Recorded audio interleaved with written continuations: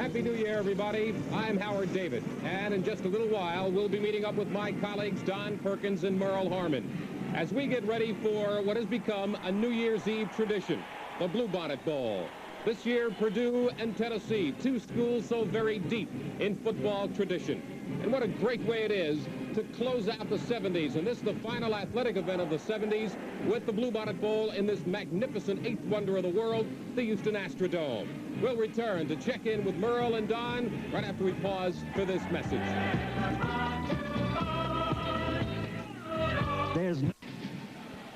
One of the great things about football at the collegiate level is the youngsters coming up for the high school level as they get ready. And just moments ago, Mr. Earl Wright, the senior officer and vice president of Texaco in Houston, had a tremendous honor as he presented a series of checks to that man, Joe Tusa, the athletic director for the Houston Independent School District, on behalf of these three youngsters. First, Bubba Hill of LaPorte High School, the most valuable back.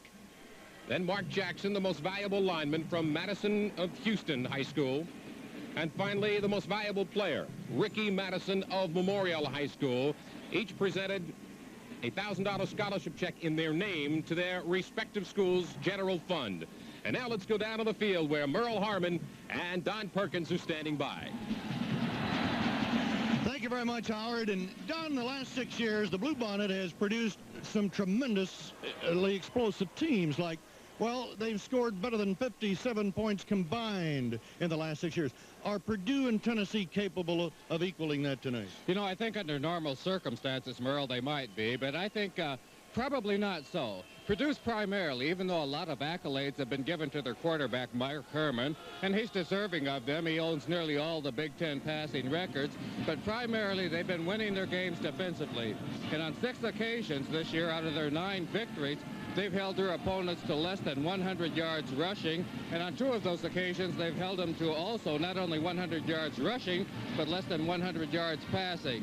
It's going to be interesting. Johnny Majors and the Tennessee Volunteers have had problems playing consistently. He said when you play poor offensively, you expect your defensive ball club to take up the slack. They have not been able to put those two things together. So when the offense has been playing poor, the defense has been playing poor, and that's been a problem for the Volunteers. I think one of the questions will be, can that Purdue defense handle the Veer offense, though? It's going to be a new experience for them because they have not faced a Veer offense all year. They call out the Purdue defense the junk defense. I don't know. They might be able to get the thing together, but it'll be a challenge for them. They have not seen it. We think it's going to be a good one. We think you're going to enjoy it, so stay with us. We'll be back right after these messages from our local stations.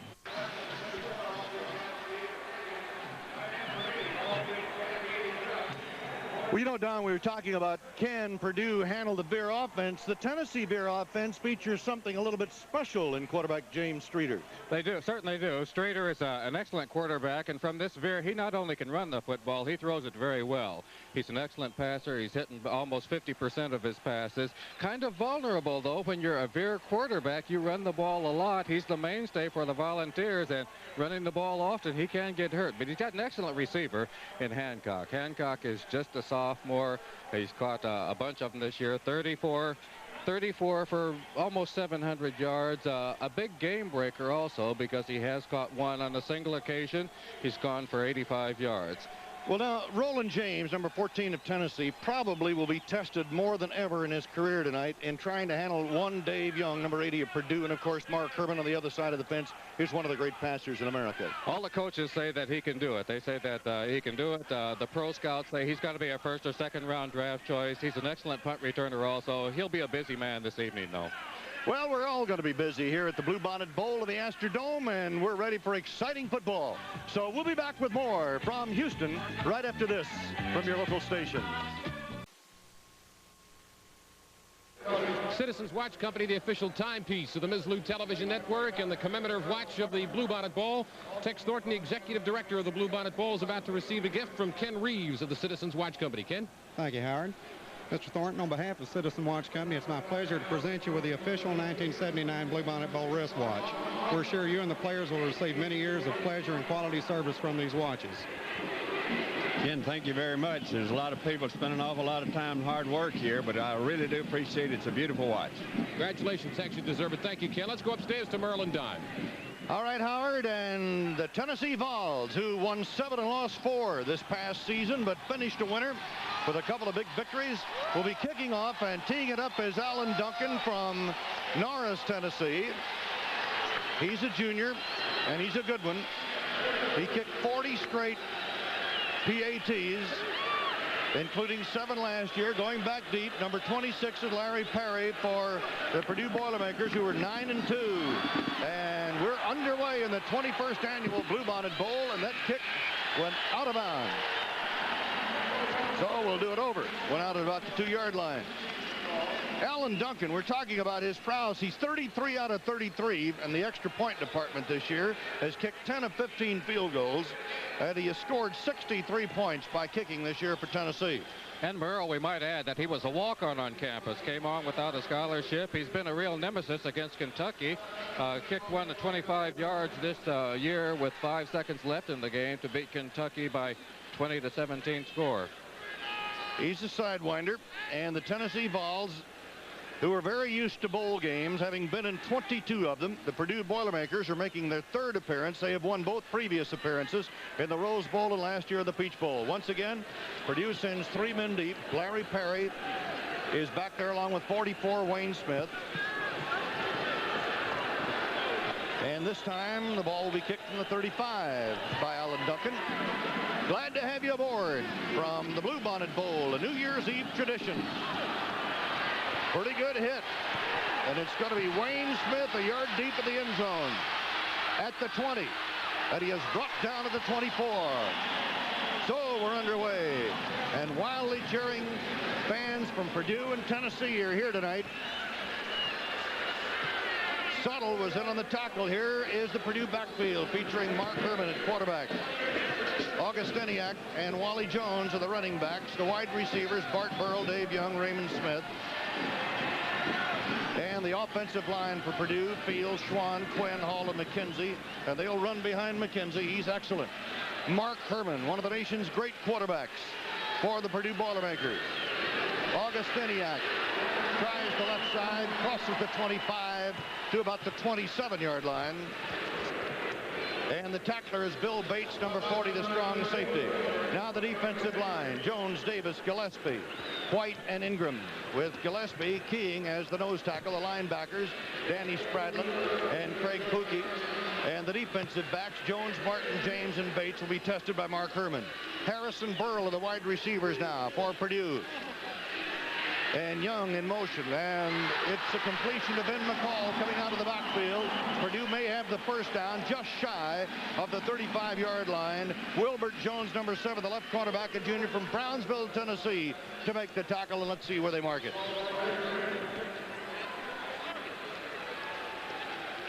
It may be close enough to have the sticks brought out, but let's see. Well, Merle, we know we're going to see a lot of passing from Purdue with a great quarterback, Mark Herman, number 9. We're looking at him there on our screen. But we've also got an excellent defensive back. You're going to see a lot of him in Roland James for the Tennessee Volunteers. Purdue missed it by about a foot. It's 3rd down, a foot to go for the Boilermakers. And Purdue will come on with a pair of tight ends. Augustiniak cracks for the first down. He had to go across the 35, and he made it. Brad White, number 90, a junior from Idaho Falls, Idaho, stopped the play for the Tennessee Vols.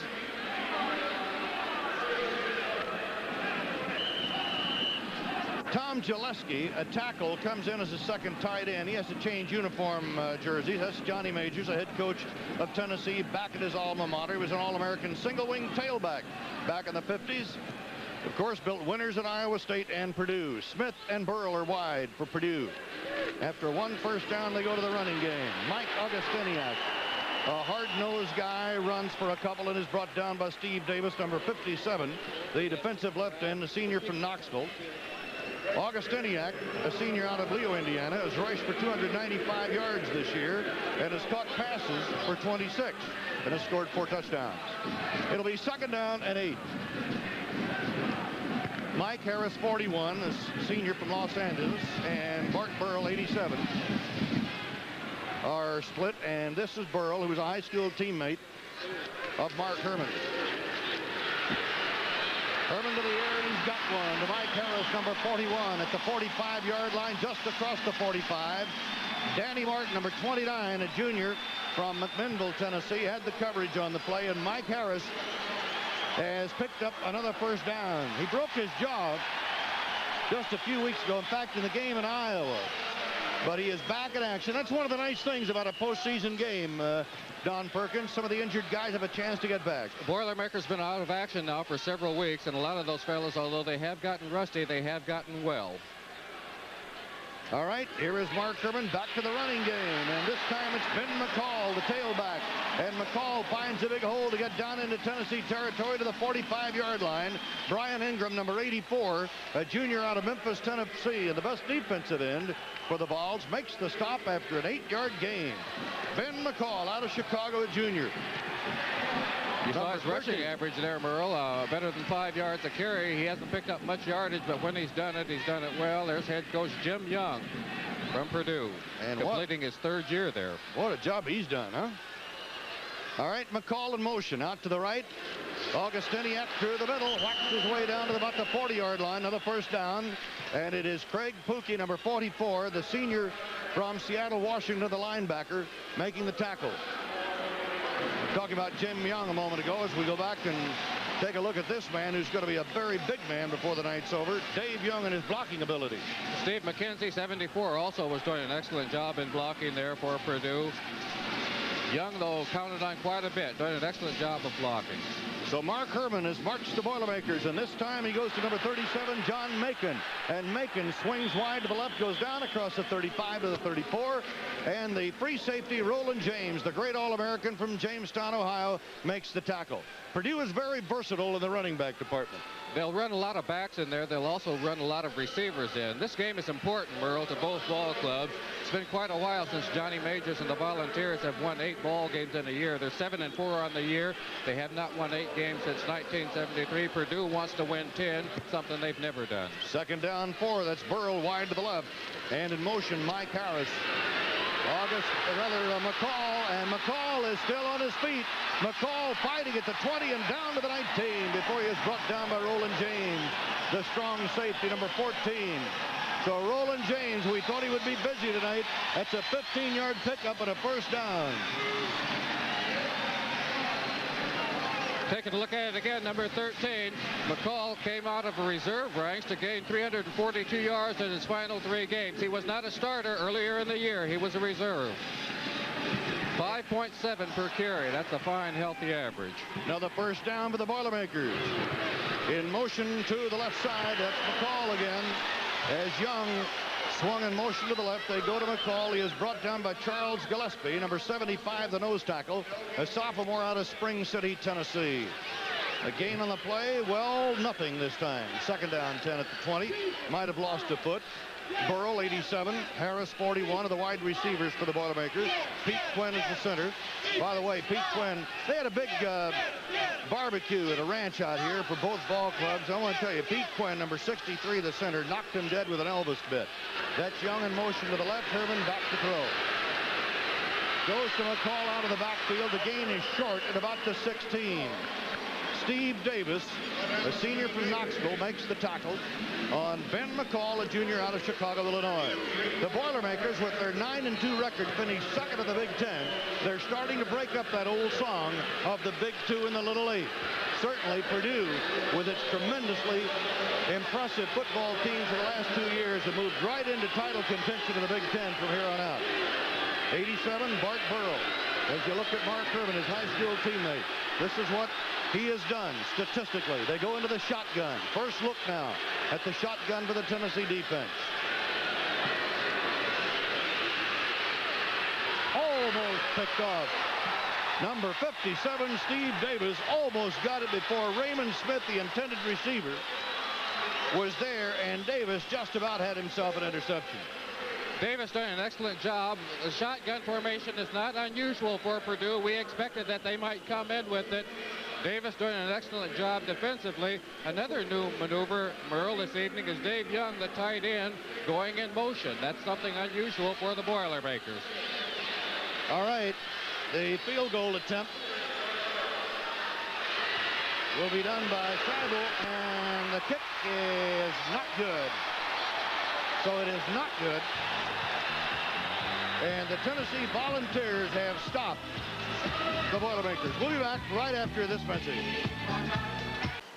We are proud to announce on April 20th, Amelia Island off the coast of Jacksonville, Florida will be the site of the Mujani Tennis Championships with some of the best in the world of women's tennis right here on the MIZZLOU television network.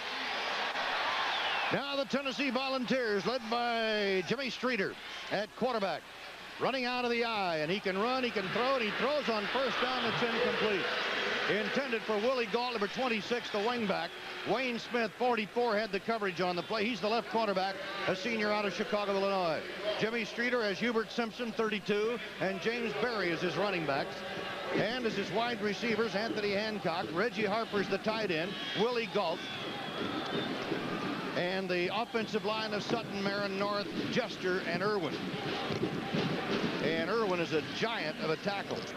Galt is wide to the right, and now they switch off. Galt, Hancock going out in motion. James, Jimmy Streeter with a slot right. 2nd and 10 at the 20. The tailback, Simpson. And Hubert gets up to about the 23. Number 59, James Looney, the linebacker, making the stop. Here's the front five for the Purdue Boilermakers, and it's solid all the way across. Tom Kingsbury, one of the smallest guys you'll see up there, but he is really tough. Kevin Motz and James Looney are the linebackers. And the defensive secondary, Wayne Smith, Bill Kay, and Robert Williams, Tim Seneff. Streeter going upstairs, going for it all, and it's incomplete. Anthony Hancock was covered by Bill Kay. Anthony Hancock, who can really move it. He's on the track team at Tennessee, a sophomore from Cleveland, Ohio. And this defensive unit of Purdue, the junk defense, which gives you a little bit different look. Some say a flex like the Dallas Cowboys. A little tough here. One of the questions we had, Merle, was whether they could stop a Veer offense that they have not seen. Well, on the first series, they did. Johnny Warren is back to punt, and Dave Rutherford is back deep for the Purdue Boilermakers, and it'll be a Tennessee roll off the foot of Johnny Warren from Jessup, Georgia, a freshman. And finally, the ball rolls out of bounds at the 34-yard line, and Purdue is coming up with its second offensive possession. So here at the Astrodome in Houston, Texas, 8 minutes and 13 seconds remain to be played in the first quarter after that 44-yard kick. And we'll be back after these messages from your local stations. Purdue ready to roll for the second time tonight. No score. Burl and Smith are wide. The running backs are McCall and Augustiniak, and this is McCall breaking it back up the middle, and he bangs his way to the 45-yard line for a 12-yard pickup and a first down. And once again, it's Raymond James, a free safety, who has to make the tackle. He's been busy, Don. He has been busy. He's going to be busy. That was an 11-yard game. But let's look at Roland James, an all-Southeast Conference selection. Certainly a ball player that's going to go high in the pros, doing a good job of pursuit. And watch this fine tackle there. He only gets hold of one foot, but he brings him down. 1st and 10 for the Boilermakers on the 45. Merle Herman, Don Perkins, and Howard David with you at the Bluebonnet Bowl. Play action. Herman cuts it away, and it's incomplete, intended for Bart Burrell. Bart Burrell came out of Carmel, Indiana, a junior high school teammate, and Purdue was about the only team that really showed much interest in Burrell, and he has just turned out to be a magnificent performer for Jim Young and the Boilermakers.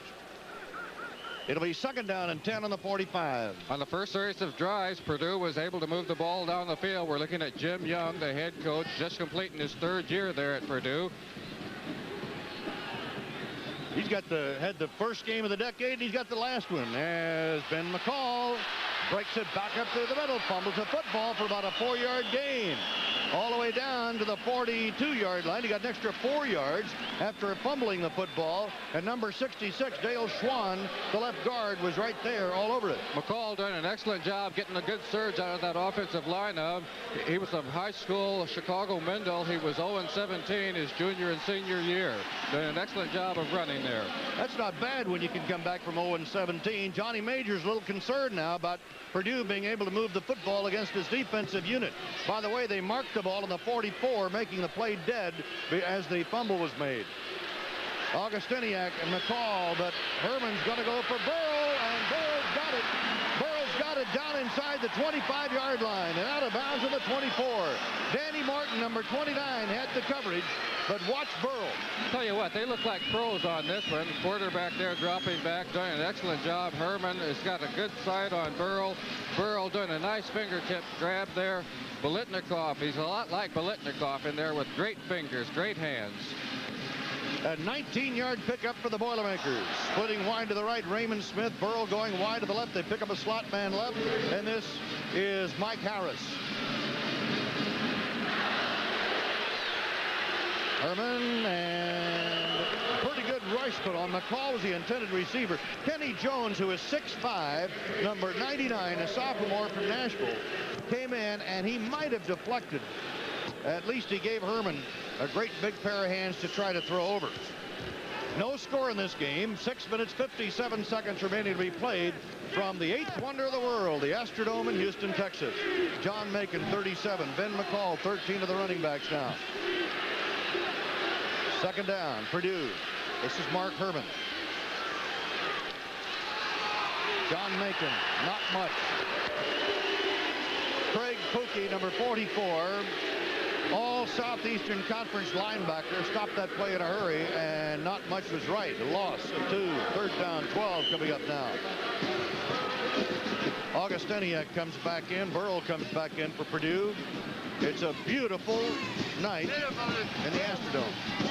I don't think we're going to have a record-setting number of points, though, the way these teams are playing defensively, Merle. They've been averaging in the last 6 years about 57 points per game. Shotgun formation. And the deep man is Herman, of course. The gunslinger from Carmel on the chase, and he is tracked down and thrown for a loss. Way back there by Brad White, who led the team in quarterback sacks with 7. And Steve Davis, 57, was back there to be in on the play, and I thought I saw a flag thrown, maybe not. The old cliche, the best defense against a passing quarterback is a good pass rush. You're looking at number Brad White there. He will not be denied. She brings down quarterback Mark Herman. 11-yard loss. 11-yard loss, and Greg Hayes will punt it away. And does into the end zone. Greg, a sophomore from Fort Wayne. Kick of 37 yards, and we're down to 5:42 to go in the first quarter with no score. Let's pause briefly now for these messages from our participating advertisers. Well, the Tennessee Vols will put it in play for the second time tonight. Galt and Hancock are in wide. They go to the slot and out of the eye with tailback James Berry running the football, brought down by Ken Lauscha, number 72, the all Big Ten selection and most decorated defensive player on this Purdue team. He's a senior from Richmond Heights, Ohio. And he really anchors this, for all practical purposes, 5-man front. The 2 outside men are technically listed as linebackers. Keena Turner, all Big Ten, and Tom Kingsbury. Jimmy Streeter at the controls. Streeter firing away, and he hits Willie Galt. Galt gets up near the 30, brought down by Tim Seneff, a sophomore from Merrillville, Indiana, number 43. And it's third down and about a yard. Glenn Ford is now coming in at one of the running back spots. And coming in now for Tennessee also is Kyle Aguillard, number 87, who give Tennessee a double tight end offense. He'll be in there with Reggie Harper. You think that Kyle Aguillard can't pick a mean guitar as he did out at the barbecue yesterday? This guy had a good time, too. All right. Last man to the dive. The last man is Hubert Simpson. And he dives across the 30 for a first down. Kevin Motts, 58, the senior linebacker from South Bend, joined by Calvin Clark, number 94, a junior from Atlanta, Georgia, to make the stop for Purdue.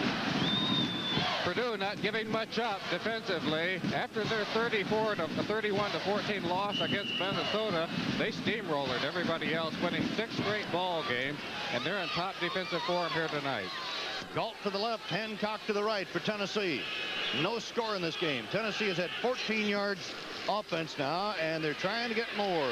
As Hubert Simpson, a real workhorse who ran for 792 yards this year, plugs his way out to about the 32, brought down by Tom Kingsbury, number 15, one of the smallest, tough linemen you'll ever see, and Kevin Mott's number 58, the senior linebacker. A gain of maybe a half yard.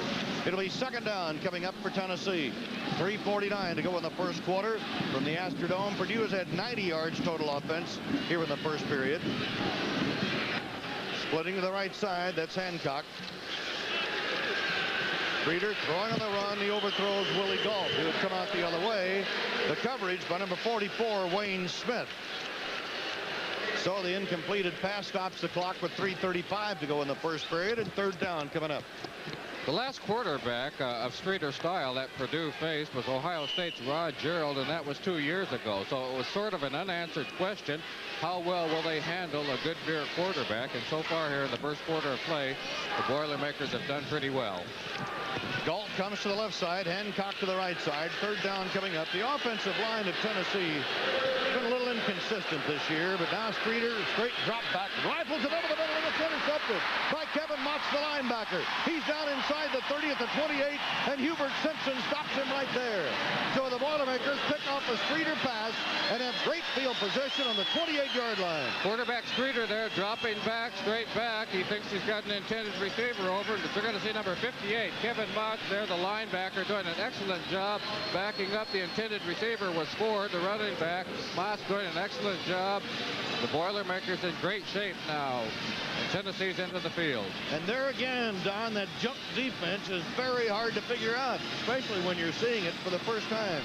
That's Bart Burrell wide to the right side. Smith going the other way. Urban on a handoff to Ben McCall. McCall up the middle, got some yardage down to the 22. Good pickup on the play. And the tackler was Charles Gillespie, number 75, the nose tackle, or nose guard, if you will. A gain of 6. It'll be second down and 4. Wally Jones, 32, comes in for the first time tonight in the backfield for the Boilermakers as they continue to bring fresh backs in against this Tennessee defense. Tom Gillespie has put on number 82. He's in as a double tight end with Dave Young. That's Jones inside the 20 at the 19, short of a first down. Stopped by Brad White, number 90, who is just an outstanding football player. And you're looking also at Kenny Jones, number 99, and the ever-present Roland James, number 14, up there. It is third down and a yard. And Wally Jones goes out of the backfield for Purdue. Talked about the incentive that these teams might have. The Volunteers, 7-4, want to win 8 games for the first time since '73. Also, Merle, they've got a lot of underclassmen. I understand they have over 40 freshmen on the ball club. This time it's McCall out of the stack guy, and he is inside the 20 at about the 17. He might have the first down. Ben McCall. And Carlton Gunn, number 65, is now in there at middle guard. And he's up to make the stop, but it's a first down for Purdue. Raymond Smith, 81, comes into the game now for the Boilermakers. He is a wide receiver, a senior from Paris, Kentucky. 2 minutes, 12 seconds left to play in the first quarter. Dave Young, number 80, will be a factor in this game. He's the tight end, and Herman loves to throw it to him. He's looking for him right now. There he is, right out of his hands on the 3-yard line. Roland James is going to hawk him all night. Was over there to cover him on the play. Got to see a good matchup all evening. There we're looking at great quarterback Mark Herman, his favorite receiver Young, and that excellent defensive back, the guy that can do it all, Roland James there for the Tennessee Volunteers. Look at that, tips it away right at the last minute to break Young's concentration. It is second down and 10 coming up. Our number 1 awards, the Hertz number 1 awards, coming up at halftime. You be sure and be with us for that. All right, Howard. And this time it is McCall going in motion to the left side. Herman on second down, throwing on the run to Young. And Young is pulled down at about the 12-yard line by Brian Ingram, number 84, the junior from Memphis, who is a solid defensive end. Dave Young, I'll tell you, the pros can't wait to get their hands on this guy, Don. I tell you what, Merle, and not only that, he's now caught passes in 30 straight games with that catch. Johnny Majors has just absolutely turned on the Tennessee football fans again. Of course, they were never turned off. The Tennessee fans have been so great, they packed that stadium, and it's going to be enlarged to over 90,000 for next year. They'll fill it. They always fill it. Third down and about 5. Furman will go to the run to Ben McCall, and McCall spins inside the 10. He is down near first down territory. Howard? Merle, I mentioned before about the Hertz #1 Awards. What the Hertz #1 Awards are, the outstanding high school athlete in each state, it could be a male or a female, receives this award, and we'll show you the whole presentation, the award ceremonies that took place a couple of months ago. And of course, O.J. Simpson is so heavily behind that, and he is really impressed with the youngsters. Pretty good name, too. Well, they're going to measure it, and it's going to be that close. And now Purdue has a decision to make on 4th down and inches. Ben McCall, who carried the ball a moment ago, had 148 yards against Indiana in the finale, and Jim Young, the head coach of the Purdue Boilermakers, has made his decision. The ball is resting at about the 8-yard line. No score, a minute 12 seconds left to play. Purdue has now moved for 110 yards total offense. Bolton and Irwin are in there, and they're going to go Augustiniak and McCall, the running back, out of the stacked eye, and the handoff goes to Augustiniak, and he is down to the 5-yard line. Stopped by Brad White, number 90, the junior from Idaho Falls, Idaho, and it's first down for Purdue on the Tennessee 5. Augustiniak being a good man to give it to. He's a senior, but he's got the best weight out there, going 6'1", 217 pounds. They need a lot of crunch, and they got a lot of effort from the offensive side of that Purdue line. First down and goal to go for the Boilermakers, who stormed through the Big Ten with a 9-2 record this year. Tell you, they have really done well against the toughies of the last years, as again they go to the run, and Ben McCall takes it, and Ben McCall fumbles the football, and let's see what this is all about as they get ready to unstack. Tennessee says, we recovered the football. Let's watch McCall. Take a look at it. McCall there turning inside, getting excellent blocking from the right offensive line of the Boilermakers. Right there, number 14, Roland James gets a hand in it. The ball squirts loose, number 99. Kenny Jones comes up with it for the Volunteers. And so the Boilermakers are denied. They're winning the battle, but have not won the war here in the first quarter. And a happy Kenny Jones goes to the sideline. Jones, a sophomore from Nashville at 6'5", 251 pounds. And so the Tennessee Volunteers shake the ball loose and take it over with 32 seconds to go in the first quarter. If we looked at stats, they all belong to the Purdue Boilermakers, but they have not crossed the goal line. Now Jimmy Streeter puts the ball attack in motion. And here comes the rear, and the flip back to James Berry, and Berry is out of bounds as he swings wide. Tom Kingsbury contained the play, number 15, the outside linebacker, with Wayne Smith, number 44, over there to shove him out of bounds. A gain of 3. It'll be 2nd down and 7. Jay Williams has moved to right guard for Mike Jester now for Tennessee. Purdue is the first Big Ten team to play in a bowl game in Texas. Tennessee is playing in its first game ever against a Big Ten school, and that is Hancock wide to the right. And here's that jump defense moving around for Purdue. And Jimmy Streeter on a long count, checking out possibly. Gets the play in motion, and the pitch comes back to his trailing back, and that's James Berry, and he is knocked down by Keena Turner, number 85, with great pursuit from Ken Lauschen, the middle guard, the all Big Ten selection, who really put the heat on. And we're down to 10 seconds to go in the first quarter, and the clock is running, and the first quarter's about over. After a gain of 3, it'll be 3rd down and 7 as we open play in the second period here at the Astrodome. So that's the end of the first quarter with the score: Purdue nothing, Tennessee nothing. The second quarter comes up right after this. As the Boilermakers defensive unit goes to work in the second period, and Jimmy Streeter being pursued, reversing, going the other way, throwing on the run, has the open man, and he hits number 85, Reggie Harper, is tight end. Bill Kay gets him out of bounds, but Reggie Harper, an all Southeast Conference selection, picks up a first down. Well, this time Streeter was rolling out to his right. He wanted to run or throw to his right, but he does an excellent job there of reversing his field, and Harper does a good job of getting open for that ball. Harper, tight end, doing an excellent job, all Southeast Conference. And the Purdue Boilermakers suffer an injury on that last play, and it could be a very costly one. At the 15-yard line, Kevin Motz, the linebacker, goes down and is being helped up as Jimmy Streeter comes to the sideline to talk to his head coach, Johnny Majors. Kevin Motz, the senior from South Bend, Indiana, has kind of been injury-prone in his career. He's second on the team in tackles with 57. He's had a bad knee since the Iowa ball game. And let's hope that this is just going to be a temporary thing.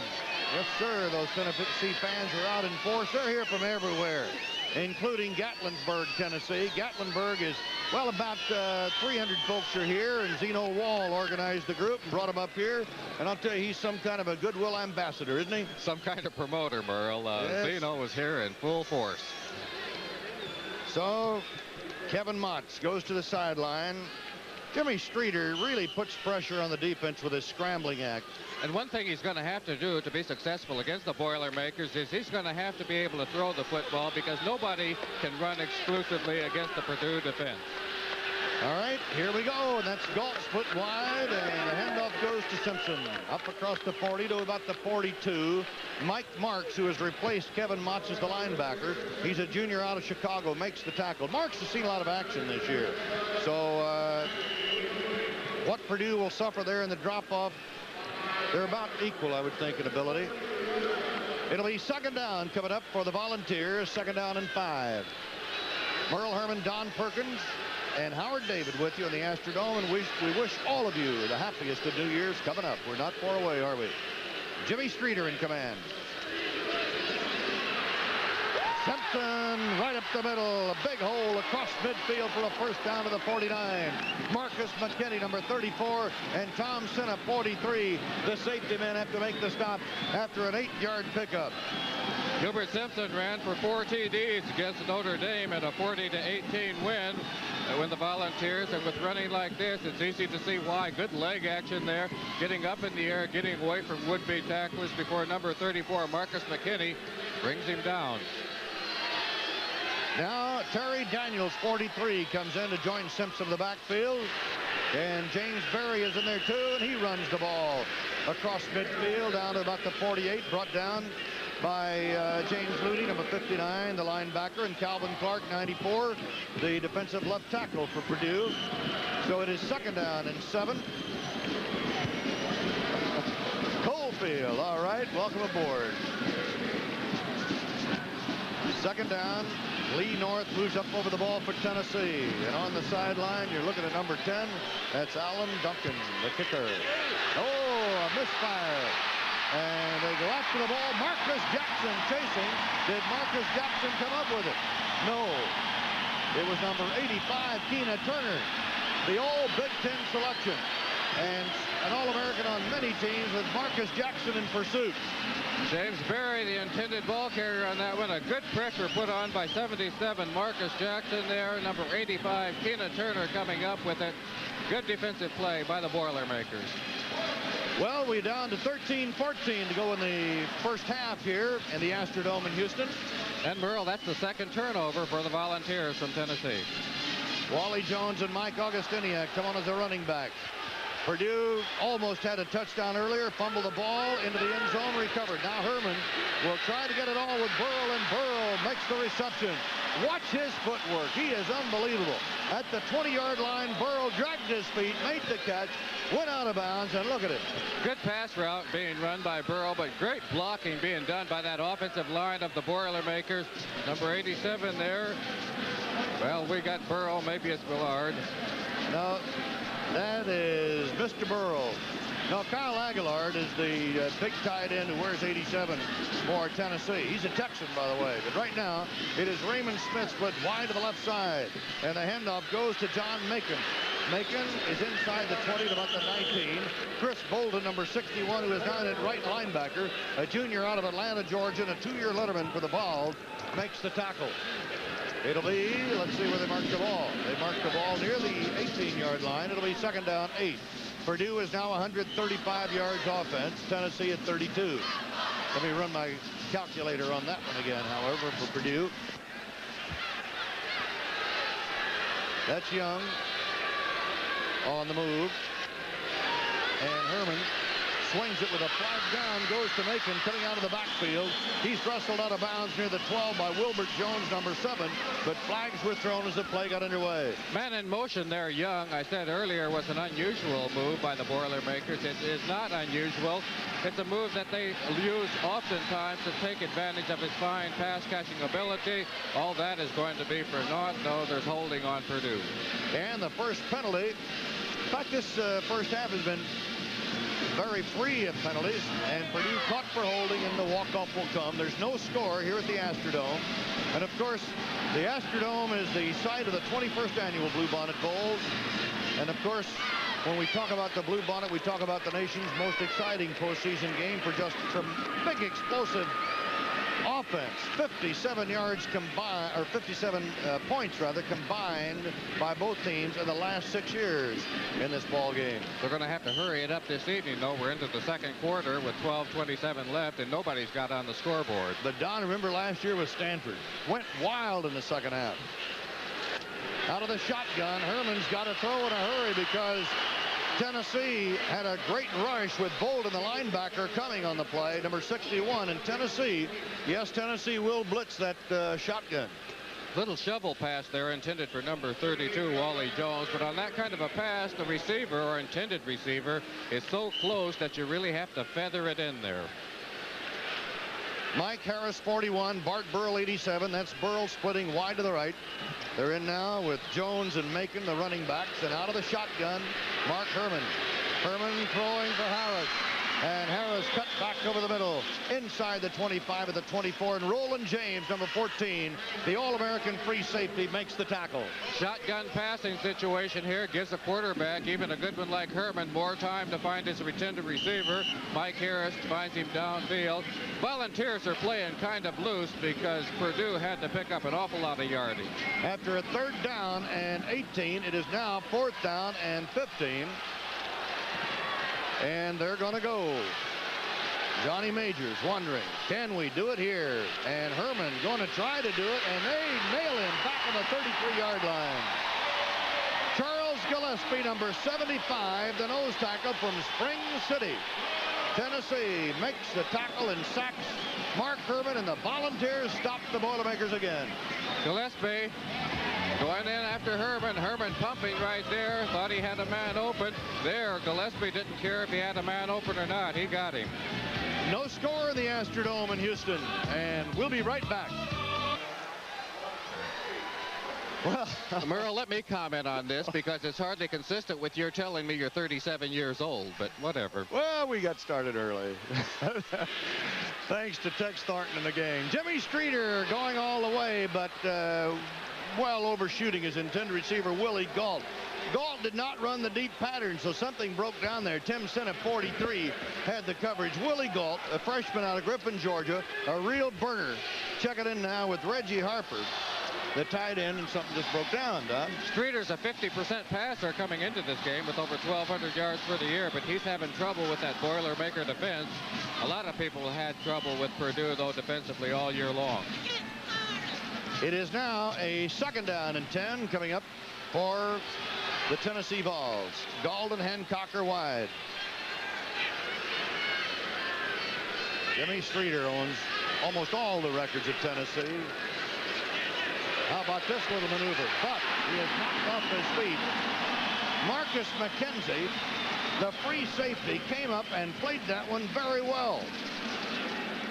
Had to believe that that was a broken play on the part of the Volunteers, though, because Streeter looked very confused. Looks a little confused there now as he looks at the sidelines, but he certainly did as he rolled out on that naked reverse. And it was a naked reverse. Yeah, it was bad. When you're out there all alone.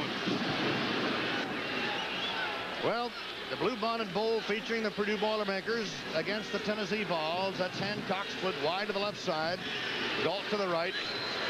On 3rd down, 11. Streeter flips it out to Simpson coming out of the backfield, but he's going to be short of the mark of the 39. Tom Senef, the strong safety, and a real sticker, makes the tackle. And that'll bring on the punting unit. Tim Senef, beg your pardon, not Tom. And going back deep for Purdue is number 48, and that is David Rutherford. And John Warren will be in to punt. We've got another Purdue man down. So we have a timeout here with 10 minutes 36 seconds, but only a brief one. Just long enough to move James Looney, the linebacker, off the field. So a brief officials timeout to move the injured player off, and here we go. Rutherford is deep, and Warren will kick it away for Tennessee. Freshman from Jessup, Georgia, with a 40.5 average, booted 163 against Alabama. Rutherford will let it bounce, and it does, and out of bounds on the 26-yard line of Purdue. So the Boilermakers will take another shot at Tennessee. There's no score with 10 minutes 17 seconds left to go in the first half after a 35-yard kick. We'll be back after these messages from your local station. Play on the 26-yard line, and this is Wally Jones trying to swing wide to the left, brought down by Bill Bates, a strong safety from Knoxville, a freshman. He's a tough kid. He was great in the Alabama game. And in that Alabama game, by the way, Tennessee had a 17-0 lead before succumbing to the powerful Crimson Tide. Wally Jones, what he did in 1979 coming into the game tonight. Over to the sideline, Raymond Smith and Jim Young on the headset. Mike Harris has replaced Smith. Burrell is in there, 87.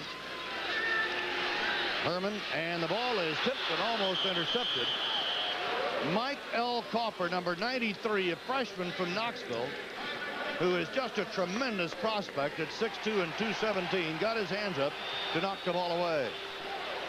Did a good job. Linebackers are always disgusted when they get back in the area, do an excellent job of deflecting the ball, but they all want to pick it up and run with it. They don't get that many opportunities.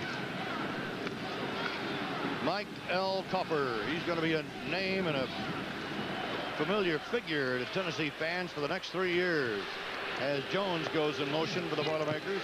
And on the draw, it is John Macon. Macon bangs out across the 30, going to about the 33. But they're short of a first down.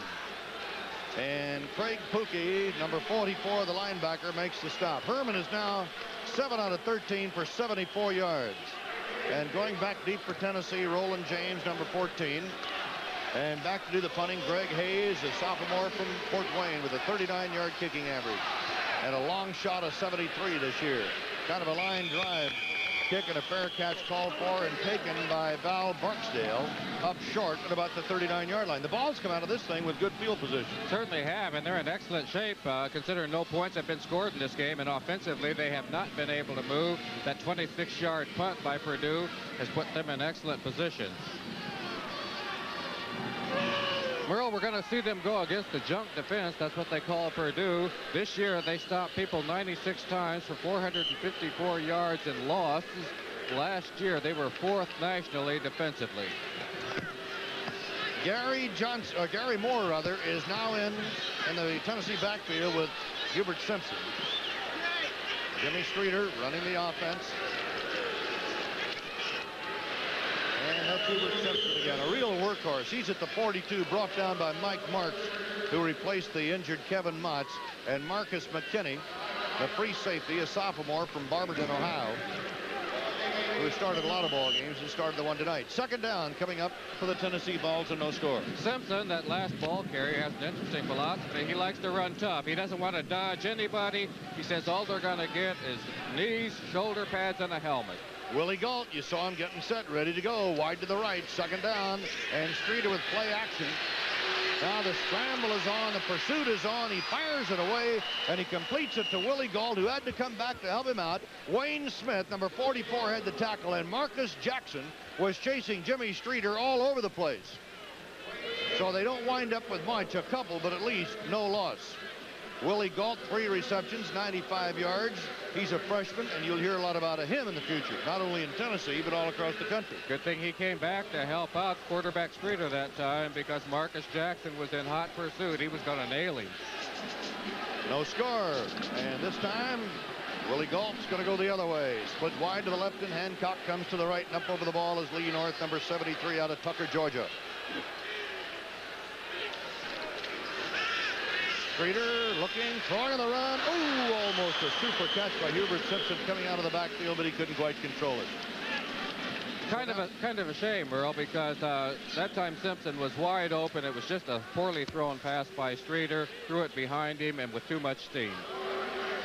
So Simpson and company go out of the ball game, and the punting unit comes on, and going back deep is number 48, Dave Rutherford, a freshman from Tampa, Florida, and Johnny Warren will kick it away for Tennessee.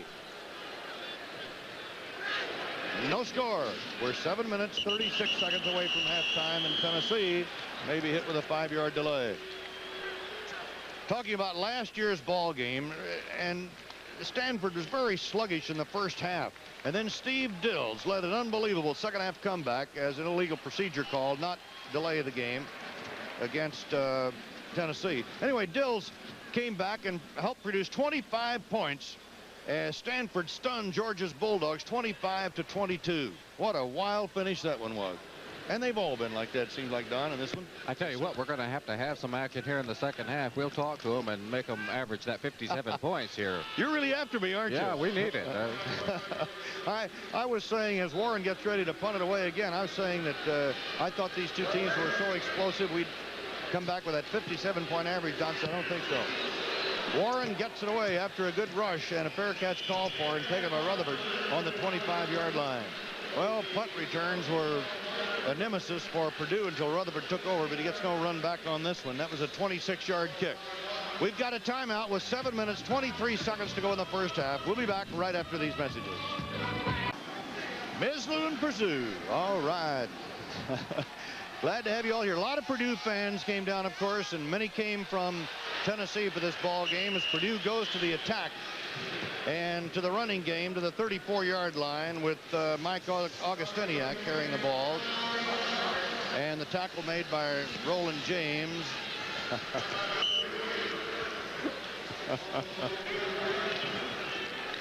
Yes, sir. We always admit those mistakes.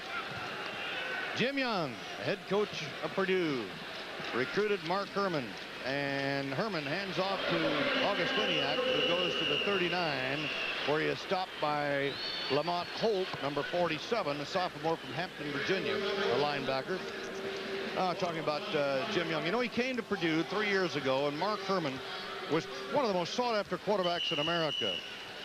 And Mark Herman took a look at the Arizona films. He wanted to see what kind of offense that Jim Young taught, and he liked it. Said, I'm going to Purdue.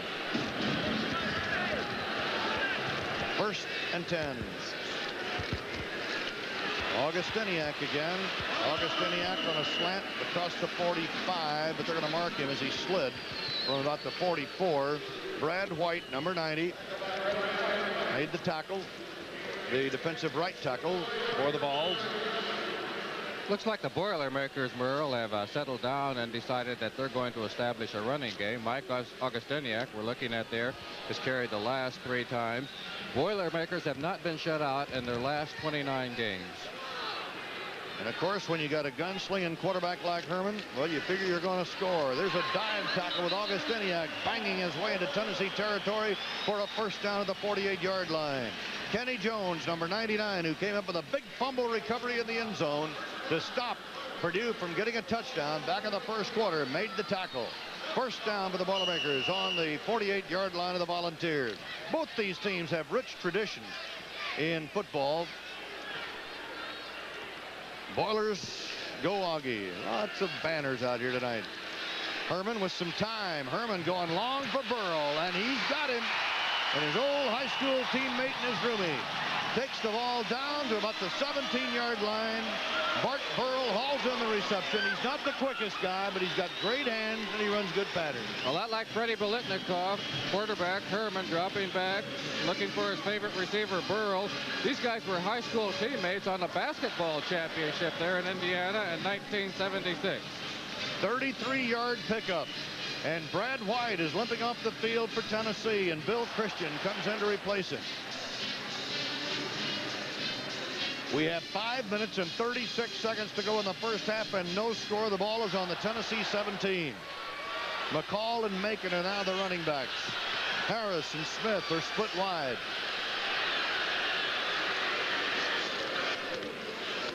To the run. That's Macon. Macon getting a lot of that yardage on his own, is inside the 10, now near the 7, and Roland James, 14. The free safety has to make the tackle. Good inside move that time by Macon, doing a fine job of running, ran for 740 yards. Primarily an inside runner. That's where his long suit really is. And he got enough for a first down, and it's goal to go coming up.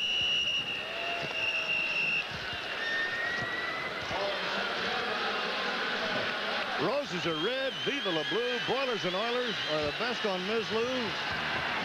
Howard Davis. And Tennessee has just taken a timeout. Timeout with 5:27 to go in the first half here in the Astrodome, and there's no score. All right, Purdue on the move again. Purdue's drives have carried inside the enemy's 10-yard line 37 times this year, and the Boilermakers have scored on 33 of those possessions. 32 field goals and a field goal. Now they've got first and goal to go, and Purdue puts in the goal line defense, and they stop Augustiniak just about at the line of scrimmage. The charge led by Charles Gillespie, number 75, the nose tackle, and you're seeing number 61 get up, Chris Bolton, the linebacker, a junior out of Atlanta, Georgia. So this time the Boilermakers are denied by the Tennessee defense.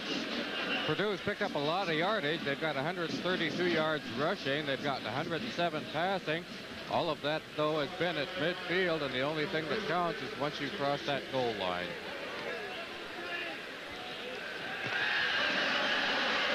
Well, we were one down ahead of ourselves. We said first down. That was the first down. And Jim Young pleased about that.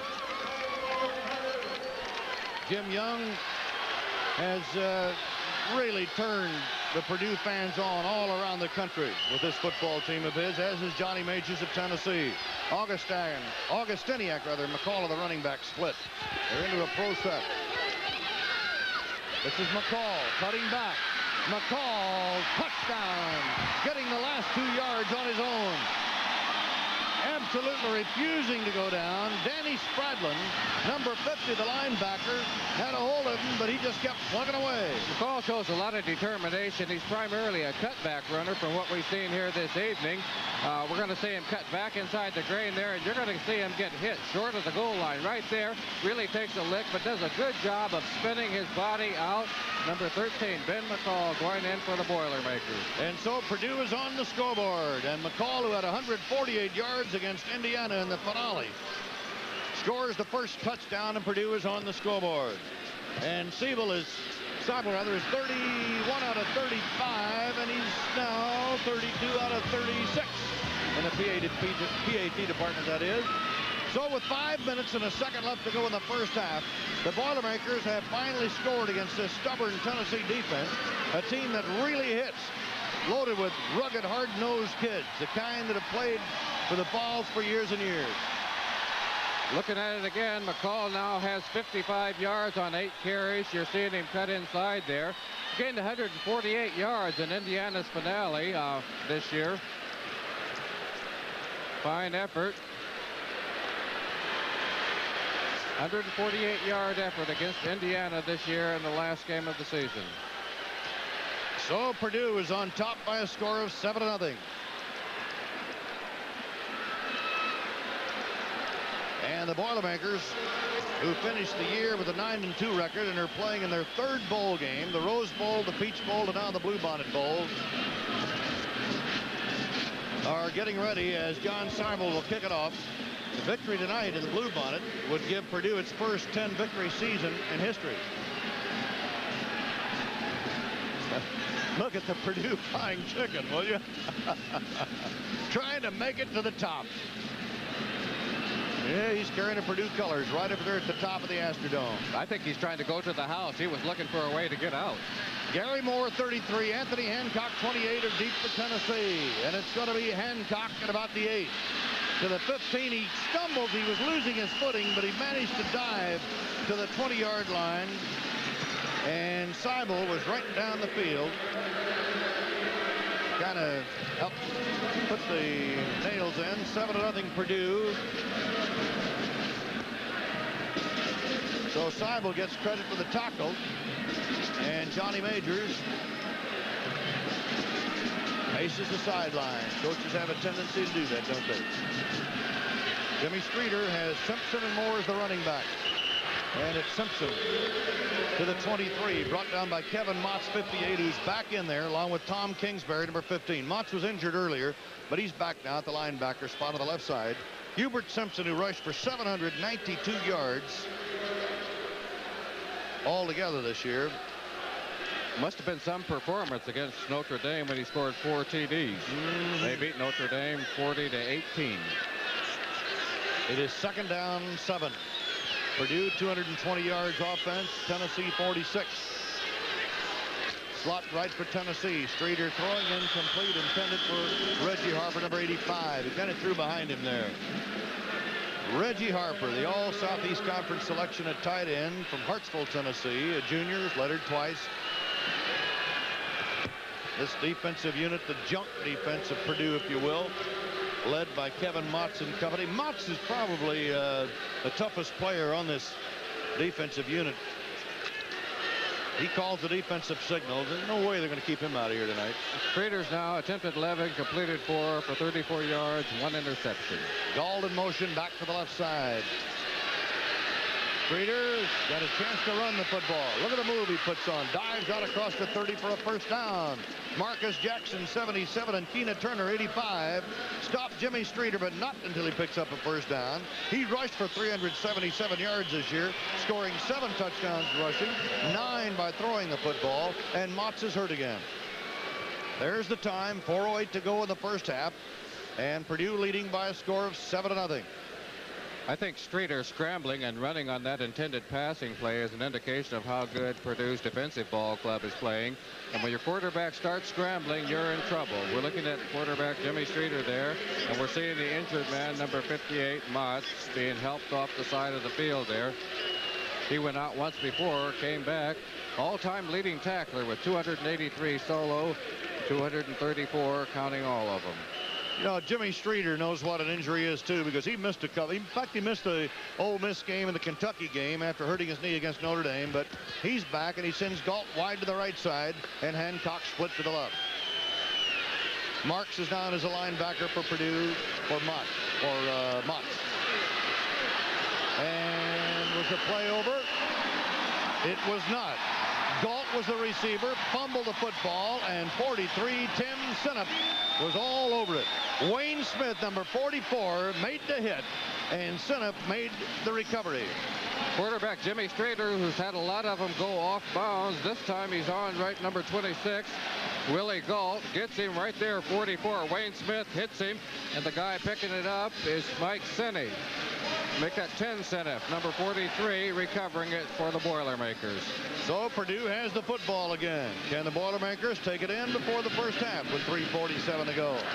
Herman goes to the run. That's McCall, who's done an excellent job with moves like this. And he fights his way for 10 yards at the 25. Roland James, number 14, the All-American safety, has to make the tackle. You don't see the old limp leg much anymore, but look at number 13, McCall there. Jukes the man inside, goes around him, leaves him grabbing air, puts another good move on. He's finally going to run into a man that he cannot juke. Gets away from another one. The one he cannot juke is Roland James, number 14, the great safety cornerback there for the Volunteers. Okay, first down on the 25 of Tennessee. Jones slants to the 20, brought down by Roland James again. He is all over the field. Gain of almost 5 yards. Time remaining, 3:13 to go in the first half. Purdue leading by a score of 7-0. McCall is in. Wally Jones goes out for Purdue. Wally Jones, the sophomore out of Detroit, Michigan. Jim Young, he also faces the sideline.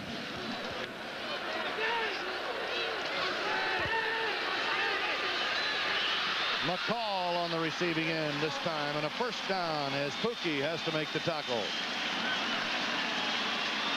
Interesting the way the Boilermakers have changed up their attack. They came out throwing the ball quite a bit earlier, with Herman putting the ball in the air to Burrell on a number of occasions.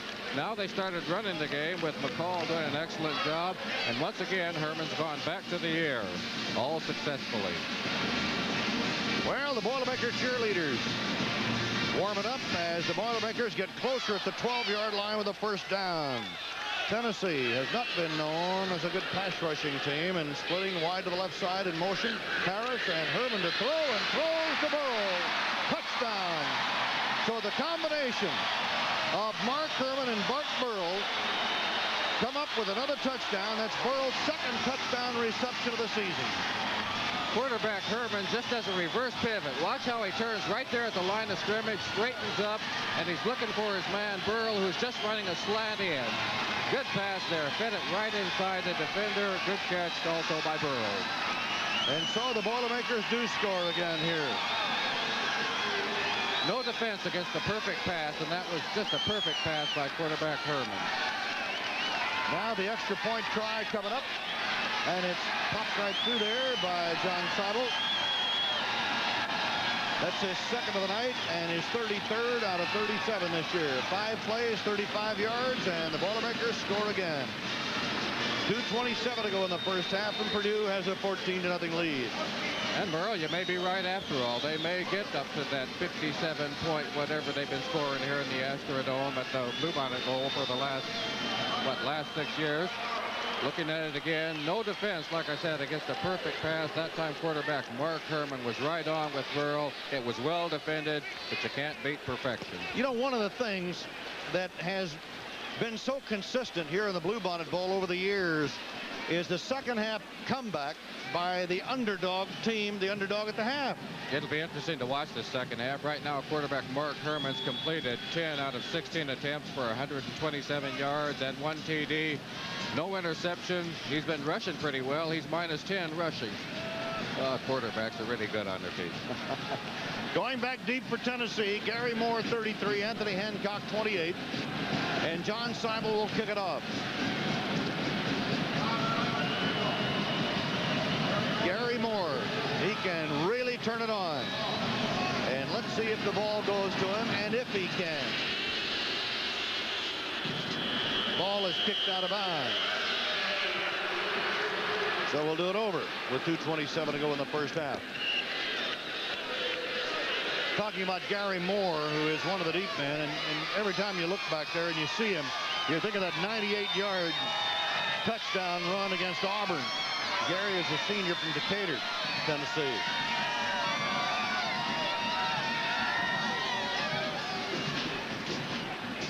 Well, the Boilermaker fans and the Tennessee fans are very competitive here tonight, vocally, and that's good. Purdue Boilermakers out of West Lafayette, Indiana, 43,000 enrollment. Quite a basketball team, too, this year. Lee Rose. By the way, I wonder how our old buddy Leo Corso is. I understand. You were the one that did it, Merle, but I understand they accepted it well and said, "Welcome home, Leo." What about all those banners? Well, I'll tell you, I had a cut on the banners. Okay. I had some agents back there putting those things together. Lee Corso did a super job out in the Holiday Bowl. This is Moore. Let's see what he can do. At the 20. Covered pretty well. Brought down to the 22, possibly the 23. And the tackler is number 26, Larry Perry. So it's 14-0. Purdue leading Tennessee as Jimmy Streeter brings his offensive unit on. And the specialty team goes back to watch. 2:22 remaining in the first half. Purdue has rolled for 255 yards offense to Tennessee's 58. Looking at the clock there with 2:22 left, the Volunteers are going to have to come to life. Nothing has come easy for them offensively. Streeter on the keep. Streeter is cut down at the 29 by Ken Lauschen, the all Big Ten middle guard, who makes the stop. Tim Senef, the strong safety, also up there. Clock running near the 2-minute mark, and it's 2nd down 4. Streeter got 6. The Boilermaker defenders have held 6 of their 11 posts to under 100 yards rushing, and 2 of the 11 to less than 100 yards passing. Everybody thinks of Purdue as an offensive team, but look at this defense go against Simpson now. Led by Turner, Jackson, Lauschen, Clark, Kingsbury, and a cast of thousands. And when you mention Kingsbury, I can't help but think that that guy's only 5'10", 202 pounds. He's a defensive end, but does an excellent job there for Purdue in their junk defense. Third down 3 and a minute and a half to go in the first half. Phil Ingram is in. He split to the left. Jim Young, of course, was an assistant at Michigan. He coached in the first game of the decade, and this is the last one. That's Streeter.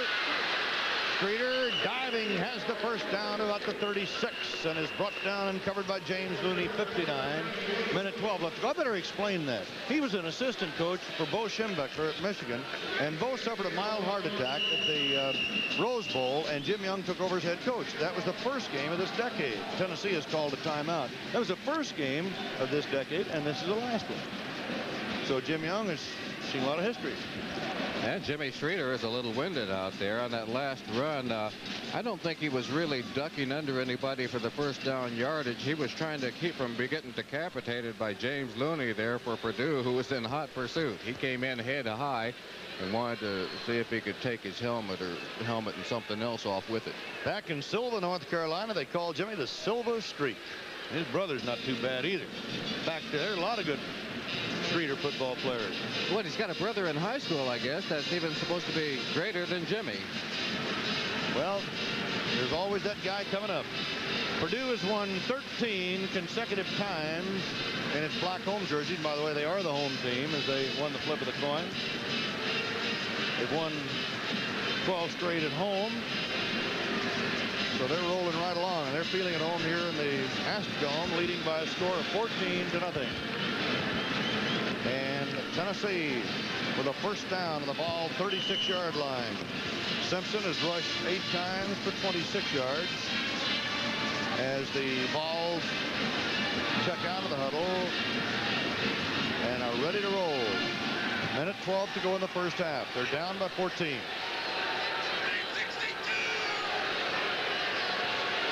Ingram is split to the right side. Streeter going for the bomb the other way, and it is incomplete. I thought we might have a flag. We do. Hancock, the intended receiver, and there is the flag.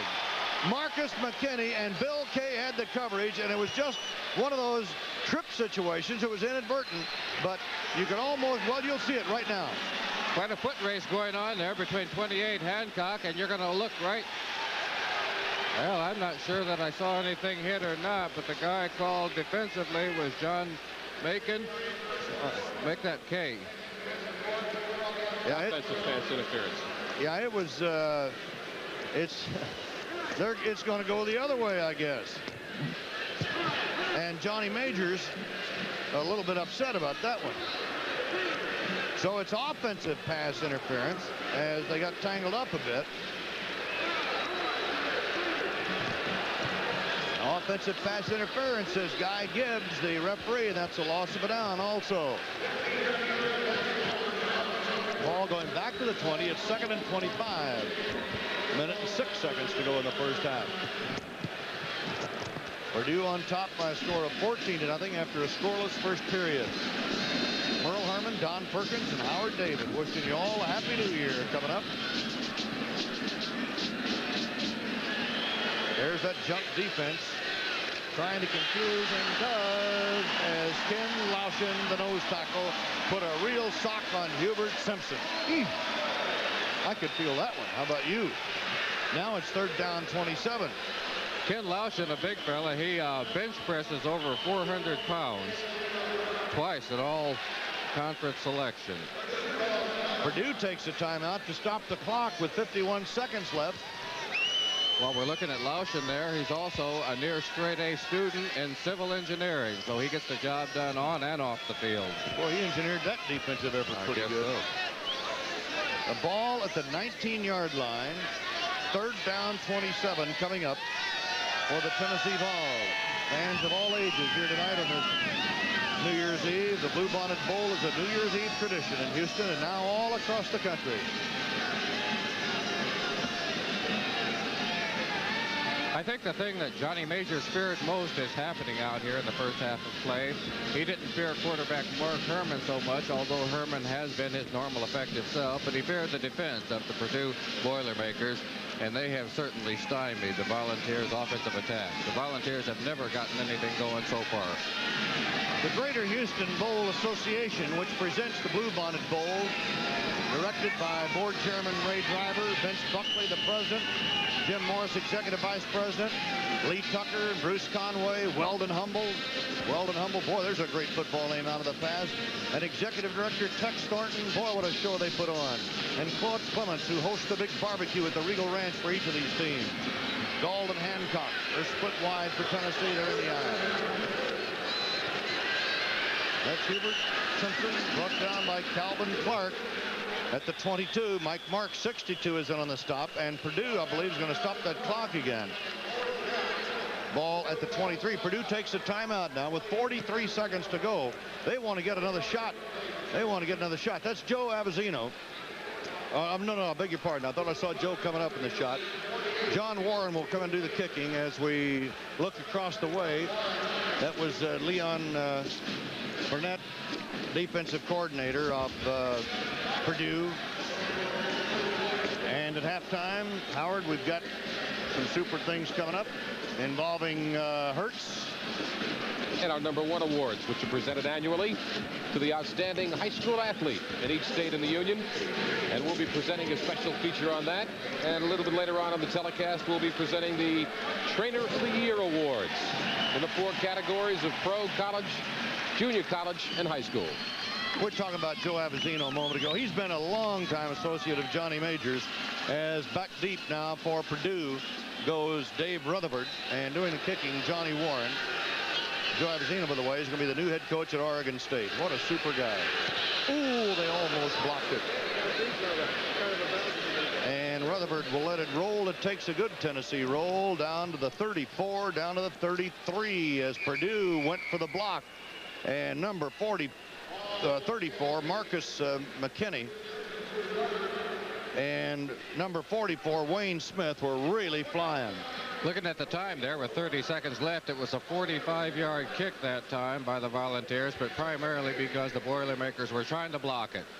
14-0 Purdue. The Boilermakers have the ball. It is marked officially on the 32-yard line of Purdue. And here come the Boilers, led by Pete Quinn at center, Schwan and Hall the guards, Field and McKenzie the tackles, Smith and Burrell are wide, or Burrell rather. And on the handoff, it is Macon right up the middle. Macon to midfield. Macon just across midfield to the 49, brought down by Brad White with 23 seconds to go. And Purdue, let's see, I believe has taken a timeout. They get one anyway. At least a temporary timeout to move the yardsticks after the first down. But the Boilermakers take their last time out of the half now with 23 seconds left to go in the first half. And Mark Herman is over to the sideline to talk to Jim Young. Jim Young and his staff are a very coordinated unit. Jim has had 5 winning seasons in 7 years. The head coach at Arizona after being an assistant coach to Bo Schembechler at Michigan.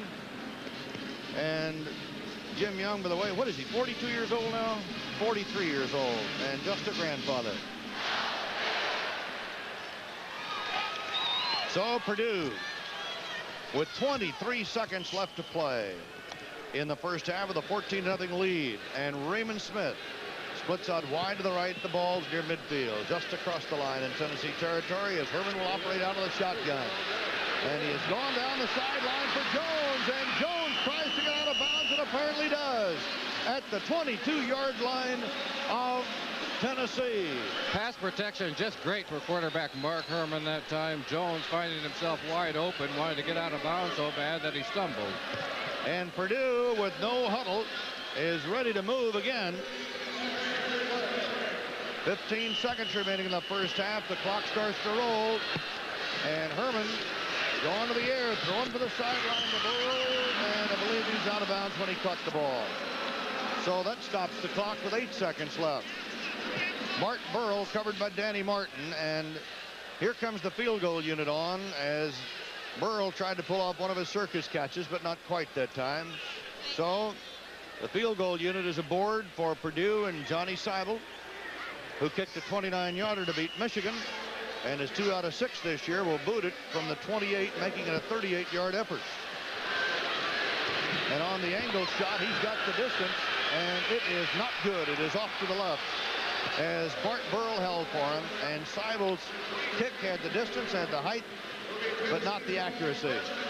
So we're down to 3 seconds to go, and Tennessee will probably run the clock now to finish up the first half.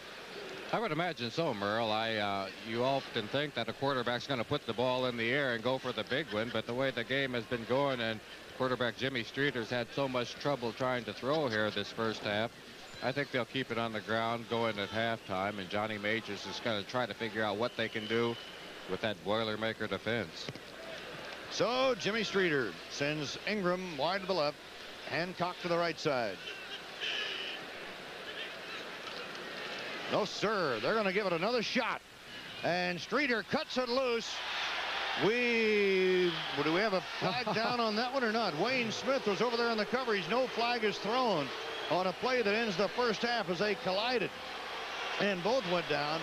So that's the end of the first half. With the score, Purdue 14 and Tennessee nothing. State. Merle Herman, Don Perkins, and Howard David with you once again as both teams have returned to the field here at the Astrodome in Houston, Texas. And the Purdue Boilermakers, who were denied a touchdown with a fumble in the first quarter when the ball rolled into the end zone, came back to score twice in the second period. They have dominated the game statistically, having collected 307 yards total offense to 71 for Tennessee. 19 first downs to 5. And Don, the Purdue offense has been very balanced as you look at the rushing yardage at 151 and the passing yardage of 156. Unfortunately, I'm sure the Volunteers feel their offensive attack has been balanced too. They've got 36 yards rushing and 35 yards passing, and both of those were things that Johnny Majors was concerned about for the Volunteers. He was concerned just how strong that Boilermaker defense might be, and they are tough out there in the first half of tonight's contest. And so Tennessee will be receiving the kickoff here in the third quarter.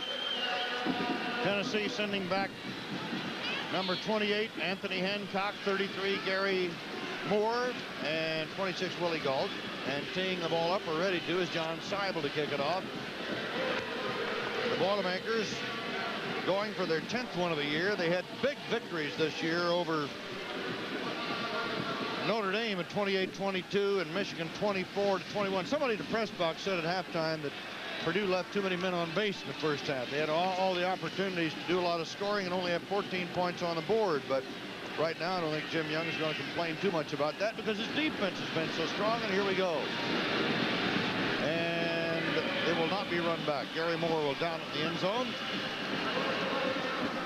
So Jimmy Streeter will bring his offensive unit on. Now, Don, you've gone through all these halftime meetings when your team has been behind, when your collegiate career and Mexico and then with the Dallas Cowboys. Now, how much coaching is done in there at halftime? Well, there's not really much coaching there can be done, but you got to psych the guys up. What's happening out there is the game's being won or lost on the part of the Volunteers on the line of scrimmage. We're looking at head coach Johnny Majors there, All-American tailback at the University of Tennessee. He was a great one. Now he's got to do a great job of coaching. These teams have to come back. Streeter rolling, looking, throw it, oh, tucks it back in, and is nailed by Keena Turner. He dropped the football apparently. So a loss of 2, and it'll be second down 12. By the way, Kevin Motz, the linebacker, and an outstanding linebacker for Purdue, will not be back in the second half. He has a strained knee. He will not return. In fact, he went out, he came back in, then he got hurt again. Gault is coming wide to the left side. Looney and Marks are now the linebackers for Purdue. Streeter, the option, the pitch.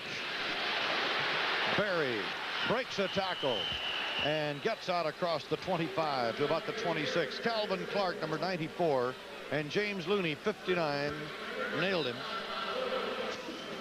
A gain of almost 5. It'll be third down 5 coming up for Purdue, or rather for Tennessee. James Berry there trying to go wide. You see number 85, Keena Turner there, pull that collar, that neck support off of Berry. Jimmy Streeter, 6 out of 14 in the first half, 35 yards in the air and an interception.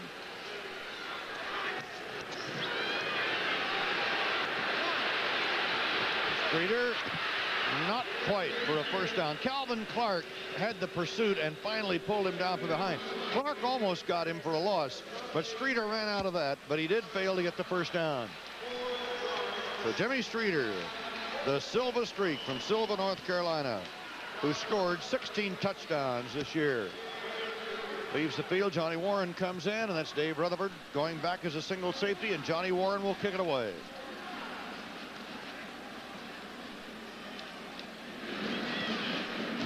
Warren pops it, shanks it kind of.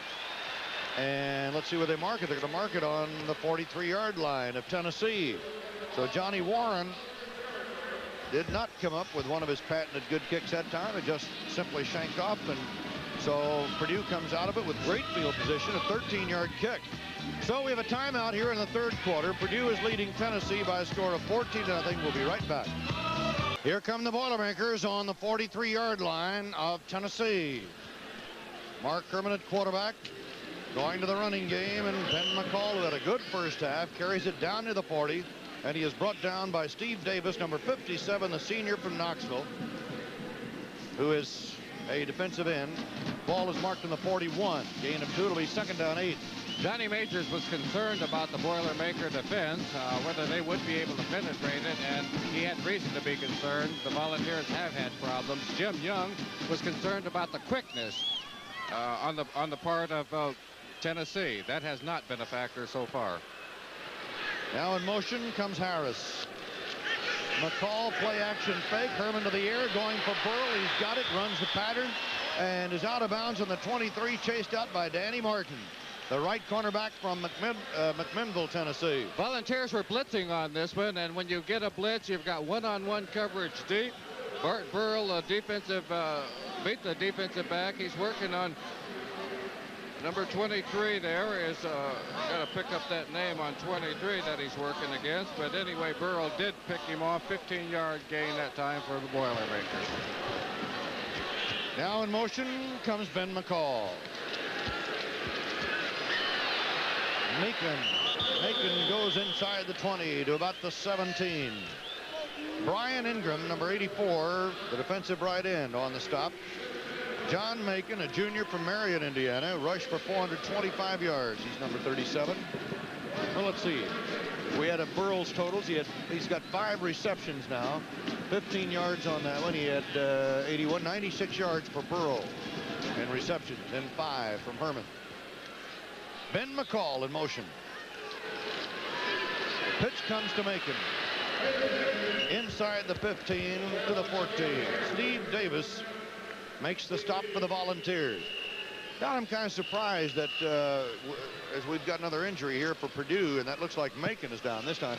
I'm kind of surprised that Purdue has not thrown the ball more tonight, really, though. But I mean, again, so much emphasis has been put on Purdue's passing game that Jim Young knows that you got to have both sides of it to get the job done. And of course, they have run the ball quite a bit tonight. Jim's in his 3rd year at Purdue, as we see if they've got a first down or not. First year he was 5-6, then 9-2-1. This year 9-2. Purdue has been packing them in, though. Their home attendance has been a record for each of the 3 years under Jim Young. And of course, Tennessee is adding on to its magnificent stadium. They're going to be drawing 95,000 a game next year. Chris Bolton is in now for Tim Irwin. Check that. Chris Bolton is in there as a linebacker for Tennessee. 2 tight ends. Tom Barr is in there now, and it is McCall and Ben trying to go over the top for the first down, and he's got the job done. Chris Bolton, 61, made the tackle. So the Boilermakers have moved to the 11-yard line with 11 minutes, 55 seconds to go in the third quarter. And Purdue leading by a score of 14-0. Purdue coaches saw Bart Burl and John Macon in the same prep all-star game and signed them later. Nobody else seemed to be interested. Well, a little confusion, and quickly Purdue calls a timeout. They were confused on the set. Dave Young was set right, Burrow left, and all of a sudden they decided they better switch. And that was enough to cause a timeout. We've got a timeout with 11:44 to go in the third quarter.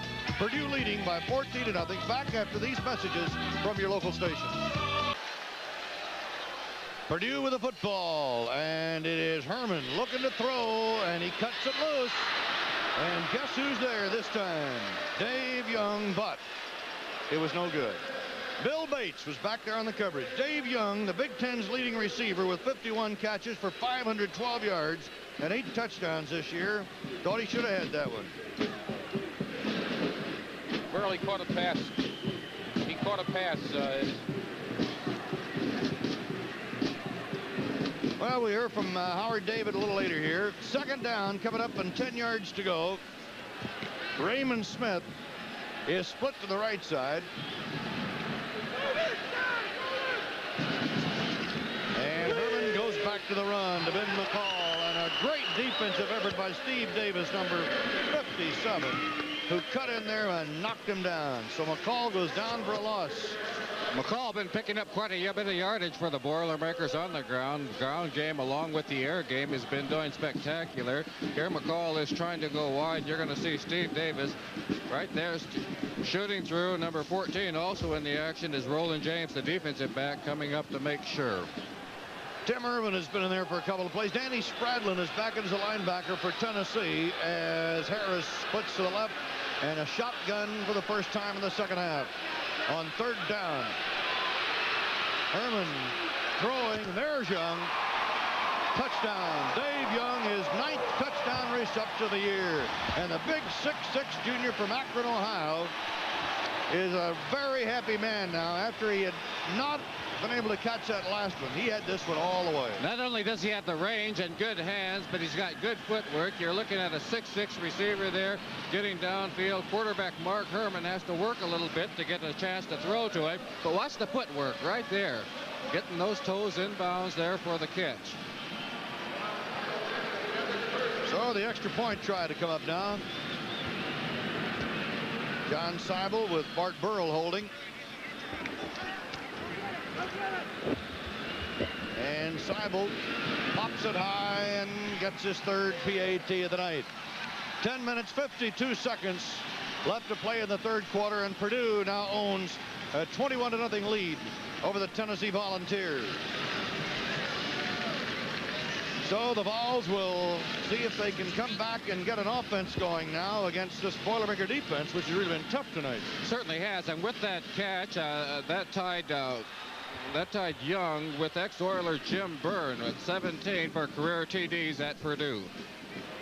Quarterback Mark Herman there had to roll out to find himself a little bit more time. Got a little bit pressure from the Vols that time. Not a great deal, but fine footwork there by Young, staying in bounds.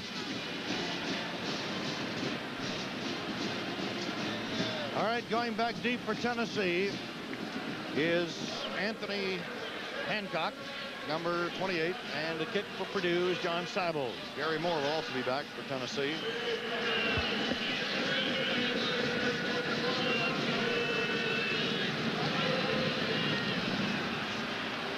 Well, there's a squibber, and it's covered by the Volunteers at the 22-yard line. And number 27 for Purdue, David Hill, went flying down the field on that coverage. Nate Sumter fell on the football for Tennessee. So Johnny Majors Vols. I'll tell you one thing about the Volunteers. You visit with these coaches and with the players, and they are just loaded with enthusiasm for the future. And Johnny just can't wait for, you know, to have the kind of football team that he's been used to having. He's got a rebuilding job to do, and he knows that his fans are very patient, but still, he's really eager. That's Galt to the right. And Hubert Simpson to about the 24.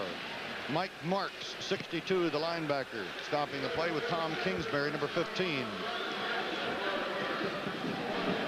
Well, Mark Herman, after that touchdown pass, is now just 2 shy the Big Ten record of 48 by Michigan's Rick Leach. 21-0. Tennessee fans said, let's get it going. Second down 8.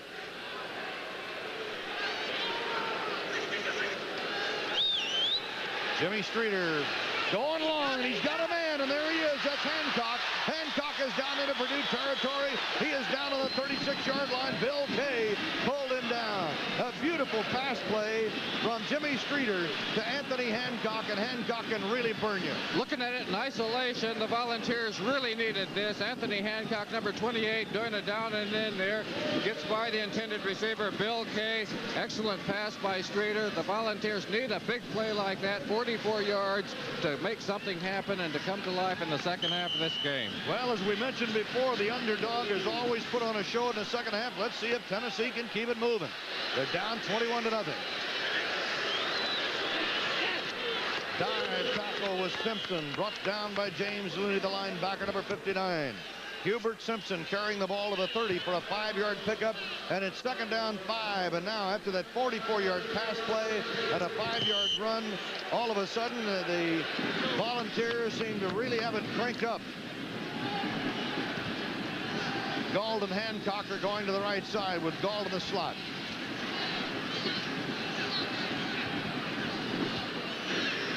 Second and 5. The option and the pitch. And it's Simpson for a first down all the way down to the 22-yard line. Mike Marks, the linebacker, makes the tackle. He got almost 8 yards on the play. Hubert Simpson, who had some great games for Tennessee this year. Running toward that double slot side this time. Got excellent blocking over there. Simpson doing a great job of running the last 2 times he carried the ball. Now we've got an injured player for Purdue. Calvin Clark is down, number 94, the all Big Ten tackle from Atlanta, Georgia. So Purdue has had its share of injuries so far tonight. Lost Kevin Motz for the evening with a knee injury. That's Calvin Clark that you're looking at there, being assisted off. Jimmy Streeter there getting some sidelines instruction. Pass worked real well for him. Now the running game seems to be picking up with Hubert Simpson doing the groundwork. Well, I can only go back to last year, Don, when we were here and Stanford was shut out in the first half and came back with 25 points in the second half to beat Georgia. The Bluebonnet Bowl, a New Year's Eve tradition. We're delighted to have you with us from the Astrodome, which will mark its 15th anniversary next year as the 8th wonder of the world. Now these Tennessee fans are really getting it cranked up, and the Purdue fans respond. Up over the ball, Lee North. On the dive, Simpson bangs his way down to the 16, and Mike Marks, 62, the linebacker, stops it. That's James Berry, not Simpson. Jackson helping out on the play. 34 is James Berry from Natchez, Mississippi, a sophomore, who has averaged 4.4 yards a carry this year and has scored 4 touchdowns. It'll be second down and 5 for Tennessee.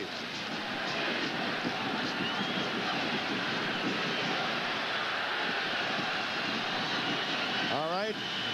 Here is Jimmy Streeter with his second and 5 call.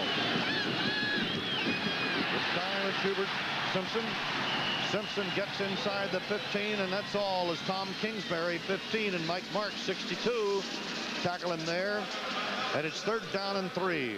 The offensive coordinator of Tennessee is Joe Avezzano. I mentioned earlier that he has been together with Johnny Majors since 1969. He was with him at Iowa State, later at Pitt, and also at Tennessee. And of course, they had some pretty good football players to work with at Pittsburgh, and they've got some good ones at Tennessee and more coming. But Avezzano will not be here for that, as the quarterback Streeter fails to pick up yardage. He lost a yard as Marcus Jackson, 77, and Tom Kingsbury, 15, got very rude on that left side and threw him for a loss. It'll be fourth down and 5 coming up.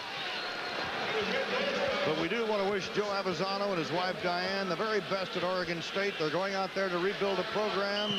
And of course, Oregon State has had a fine tradition over the years. It's been down. But if anybody can do the job, Joe Avezzano can do it.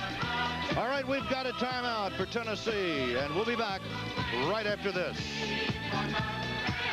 Well, Don Perkins, Tennessee with a fourth down and 5, and this is going to be very critical for the Vols. They've got to get something out of this. And they're not going to go for a field goal attempt. They know they've got to get a touchdown, keep this drive moving. It's going to be tough. Purdue has been tough defensively. Galt and Hancock are wide. Fourth and 5. And Streeter on the roll. He throws, and it is intercepted by number 34, Marcus McKenzie, at about the 3-yard line. Keena Turner, 85, was putting heat on Streeter, and Marcus McKenzie picked it off. Well, Streeter had no choice. He had to get rid of the ball. He was getting a lot of pressure put on him. Right there, number 85 putting the pressure on. Number 85, Keena Turner, intended receiver downfield. Turner is likely to be a first-round draft in the NFL. Picking that one off was number 34, McKinney. So the Boilermakers stopped the drive of the Tennessee Vols. And here come the Boilermakers. In motion to the left, Raymond Smith out of the I. The fullback, John Macon, finds right up the middle out to the 10. Brought down by Roland James, the free safety, the All-American from Jamestown, Ohio. Lettered 4 years at Tennessee. He got 5. It'll be second down 5. Purdue was rolled for 355 yards total offense to 142 for the Tennessee Vols. Craig Pookie, 44, the linebacker, calls the defensive set. Macon and Jones are the running backs now to the Purdue I.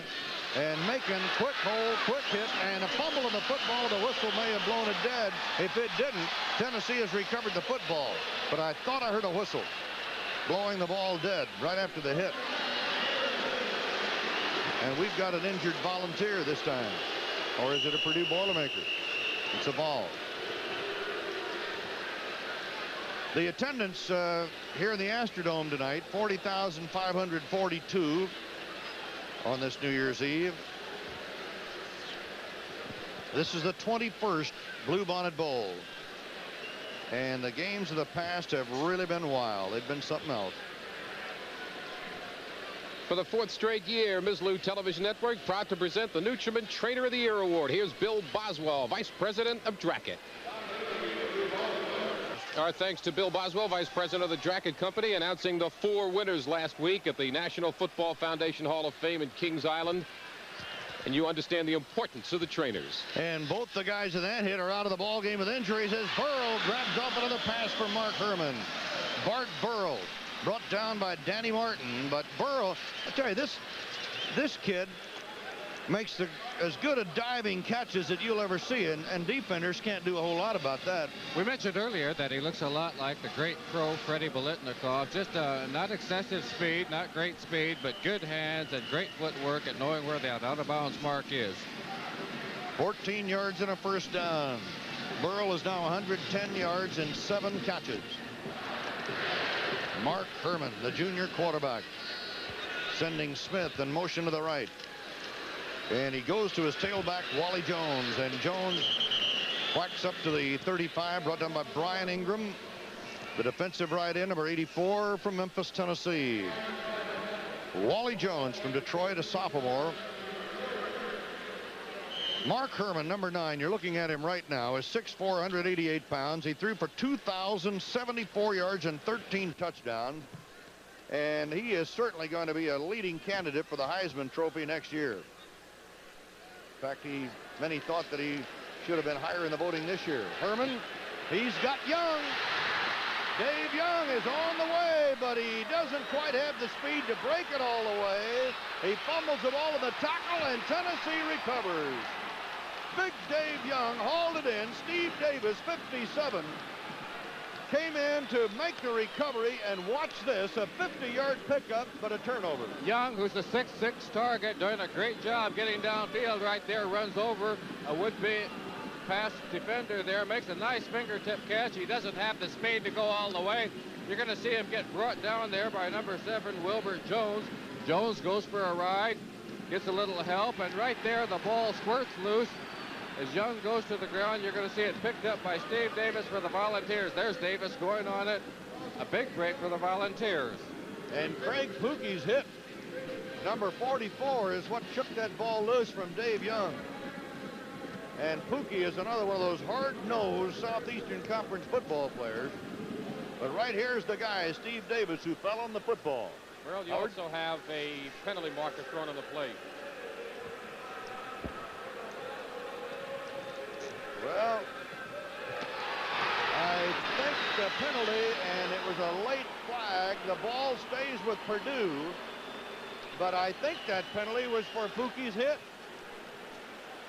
Well, whatever, we've got Either the defensive units going back on the field for the Volunteers. Either that or the ball's dead. It was dead. And the play was called complete. Maybe that was it.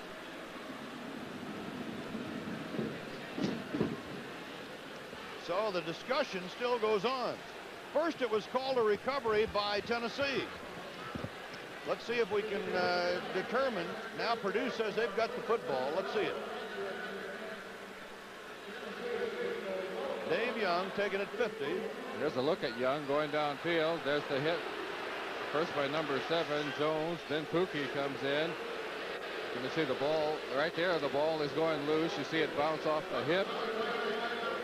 You can see number 57, Steve Davis, there come in to scoop it up right there. It's got it clean so far. I don't know what's going on out there, Merle. Well, forget what happened on that end. We finally have it explained now. Roughing the passer, roughing of Mark Herman. But they sure took a long time to talk about it down at the other end of the field. So they've carried the ball all the way back to the original line of scrimmage. Ball goes to the 49-yard line. And here comes another discussion. Tennessee said, would you mind explaining that, please? To everybody. The officiating crew is out of the Western Athletic Conference, the entire crew. By the way, Merle, junior tight end Dave Young of Purdue has caught passes in now 30 straight ball games, and still another year to go. And as we said before, Howard, the NFL scouts can't wait to get their hands on that guy. In fact, Gil Brandt of the Dallas Cowboys has said he's just a surefire first-round draft choice. Johnny Majors hoping to get an explanation. Roughing the passer. That's the call. And the 15-yard penalty killed the interception, or rather the fumble recovery by Tennessee. It's been a tough night for John. He's quite a guy, though, and much respected coach of the year after his national championship at Pittsburgh. This man, Jim Young, has had victories over Notre Dame, Michigan, and Ohio State in the last meetings between those three teams and Purdue. He was 31-13 in 4 years at Arizona. He walked right into Purdue, was 5-6 the first year, but the last 2 years he's won 18 and lost only 4, and he's going for his 19th win. Never had 10 wins in a year, though, so the Boilermakers want this. First down, and what a hit on Mike Augustiniak. He really took a jolt from number 50, Danny Spradlin, and Bill Christian, 66. Augustiniak getting up a little slow there. We mentioned the Volunteers have a lot of underclassmen, some 40-some freshmen on the ball club, so they're looking forward to the years to come, but unfortunately you remember the last game of the year, and unless they can pick it up, they'll have a sad game to remember. You just saw Bart Burrell go over there, and in motion comes Smith to the right, and Herman starts looking for Burrell. He's gone for the downs to Bart Burrell, and he dives at the 5, but he can't hang on to it. Covered by Danny Martin, who did a good job on him. Bart Burrell, the junior out of Carmel, Indiana, caught a touchdown pass earlier tonight from his teammate from high school and also at Purdue. Would have had to have been a perfect pass that time to get it into Burrell, because Danny Martin was in great shape, yet Burrell almost gets it. You see it bounce off of his fingertips right there. It would have been a super catch, though. It is now 3rd down and 6 coming up for Purdue. The Boilermakers leading 21-0, 4 minutes, 43 seconds to go in the 3rd quarter. If you're wondering about the Bluebonnet Bowl passing record, Chuck Hickson of SMU's got it, and we'll tell you about it in a minute. Incomplete, intended for Wally Jones coming out of the backfield. It'll be 4th down coming up. Chuck Hickson of Southern Methodist hit Oklahoma for 281 yards in the 1968 Bluebonnet Bowl. Mark Herman now has 200 yards for Purdue. So the punting unit comes on.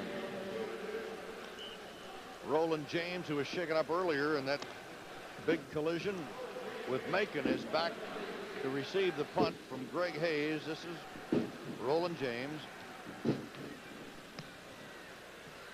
And the ball is kicked out of bounds. He knocks it out of bounds at the 22, as that's where they line it up. 4 minutes and 32 seconds are left to be played here in the 3rd quarter in the Astrodome. in the 21st annual Bluebonnet Bowl. That was a 23-yard kick. Purdue leads it 21-0. And the Volunteers once again are going to get the ball offensively. They are running out of time. It's 21-0 here in the third quarter of play.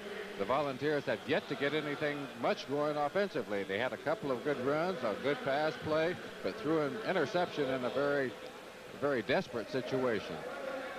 Paul Hanna, number 96 of Westlake, Ohio sophomores, replaced Calvin Clark as we look at Galt split wide, and Streeter to throw, and he's coming back to the near side and throws it out of bounds. Galt, the intended receiver. Wayne Smith had the coverage on the play. Tennessee has been here twice in Bluebonnet Bowl competition and has gone away a winner each time, beating LSU 24-17 in 1972 and Tulsa 27-6 in 1965. Last year, Stanford scored 25 points in the second half and beat Georgia 25-22.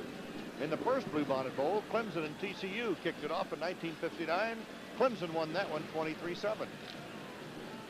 Jimmy Streeter's now completed 6 out of 16 for 83 yards, but he's had 2 intercepted.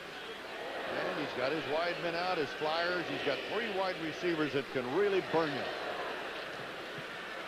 Streeter runs out of the hole, throws on the run, and he's got an open man on the 40-yard line. That's Willie Galt again. Galt breaking tackles at the 30. Look at this little guy fight. And he gets down inside the 25-yard line. Make that Hancock in place of Galt. His jersey's almost torn off. It's kind of tough to read the numbers. 28-26 now. Hancock's been getting downfield quite a bit. Quarterback Streeter there getting a little bit of time, but he's been under siege. You see, he's got a throw on the run, but Hancock does get downfield. He's always down there, makes a nice adjustment to come back and wait for the ball. Number 34 covering him there is Marcus McKinney.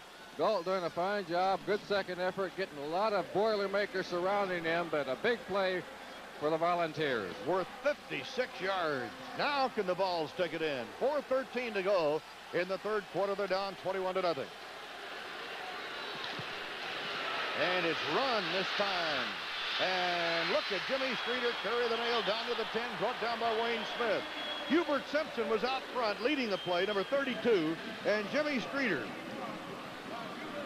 rolls for a first down for Tennessee. And this is the way the Volunteers move the ball offensively. This is the way they do most of the year, but they've not been effective so far this evening against the Boilermakers. Once again, Merle, that yardage, though, in midfield doesn't count. Once you get inside the 20, it's a whole new ball game. Streeter having run for 12, giving Tennessee a first down just outside the 10-yard line of Purdue. Here is Galt wide to the left. We'll recognize Hancock. He doesn't have much of a jersey left. He's off to the right side. Hubert Simpson puts his head down, bangs head. Seneff is up there to make the stop with James Looney, 59, and Hubert Simpson just put his head down and butted his way down to about the 7-yard line. And that's the way he likes to play football. He likes the contact. He wants to make the defensive tackler pay the price. He said all you're going to get are knees, shoulder pads, and a helmet. And right there, he just welcomes that collision, gets the best of it, too, and picks up good yardage. Now the ball to the 8-yard line, second down and about 7. 3 minutes, 14 seconds to go in the third quarter. Simpson gained the most yardage in the Notre Dame game. He had 4 touchdowns in that one. He set a school record for the yardage game. Streeter looking. Streeter running out of real estate, but he's got enough speed to get away from the lineman. And he throws for a touchdown to Reggie Harper, his tight end. Check that. That was 25, Glenn Ford. Glenn Ford, number 25, not 85. And Wayne Smith was the man on the coverage, and Glenn Ford, who's an outstanding freshman prospect from Greensboro, North Carolina, caught that touchdown pass from Streeter, and finally the Vols, who've been frustrated for almost 3 quarters, come up with a touchdown. Streeter did an excellent job on that one. He got a lot of pressure. It looked like he was going to run with it. Ford doing a fine job, too. A freshman, hasn't played an awful lot, but was very patient, working diligently in the end zone, and finally managed to get himself open. And so the Vols, I believe, are going to go for a pair on the conversion. So Streeter will go for 2. He's got 4 to the backfield. He has excellent speed. And Tennessee We've got a flag thrown. Tennessee might have taken too much time. I believe they did. In fact, we've got a man coming over for New Jersey. That might be Hancock. I don't know. His jersey was almost gone a few minutes ago. But it's 21-6. 78 yards, 7 plays, big pass in the middle of it, a 56-yarder that really helped it along. And Tennessee is on the board.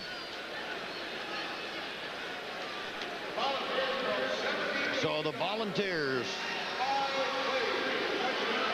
with a good, solid, sustained drive, and here's the touchdown. They needed to get in there. They'd moved the ball pretty well before passing and running a little bit midfield, but it's necessary to get into the end zone. Right there, Streeter doing an excellent job, keeping his patience, finding his receiver. Glenn Ford, the freshman, in the end zone. There's Ford.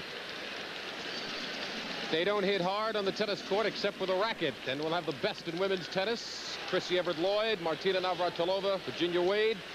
Right here on the MIZZLOU Television Network, April 20th, 1980. Just a few short hours away, Merle Harmon.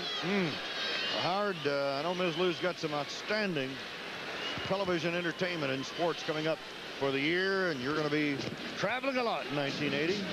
Got the bag set. All right. Tennessee going for a pair. Hancock splitting wide to the right. Galt is on the wing to the right.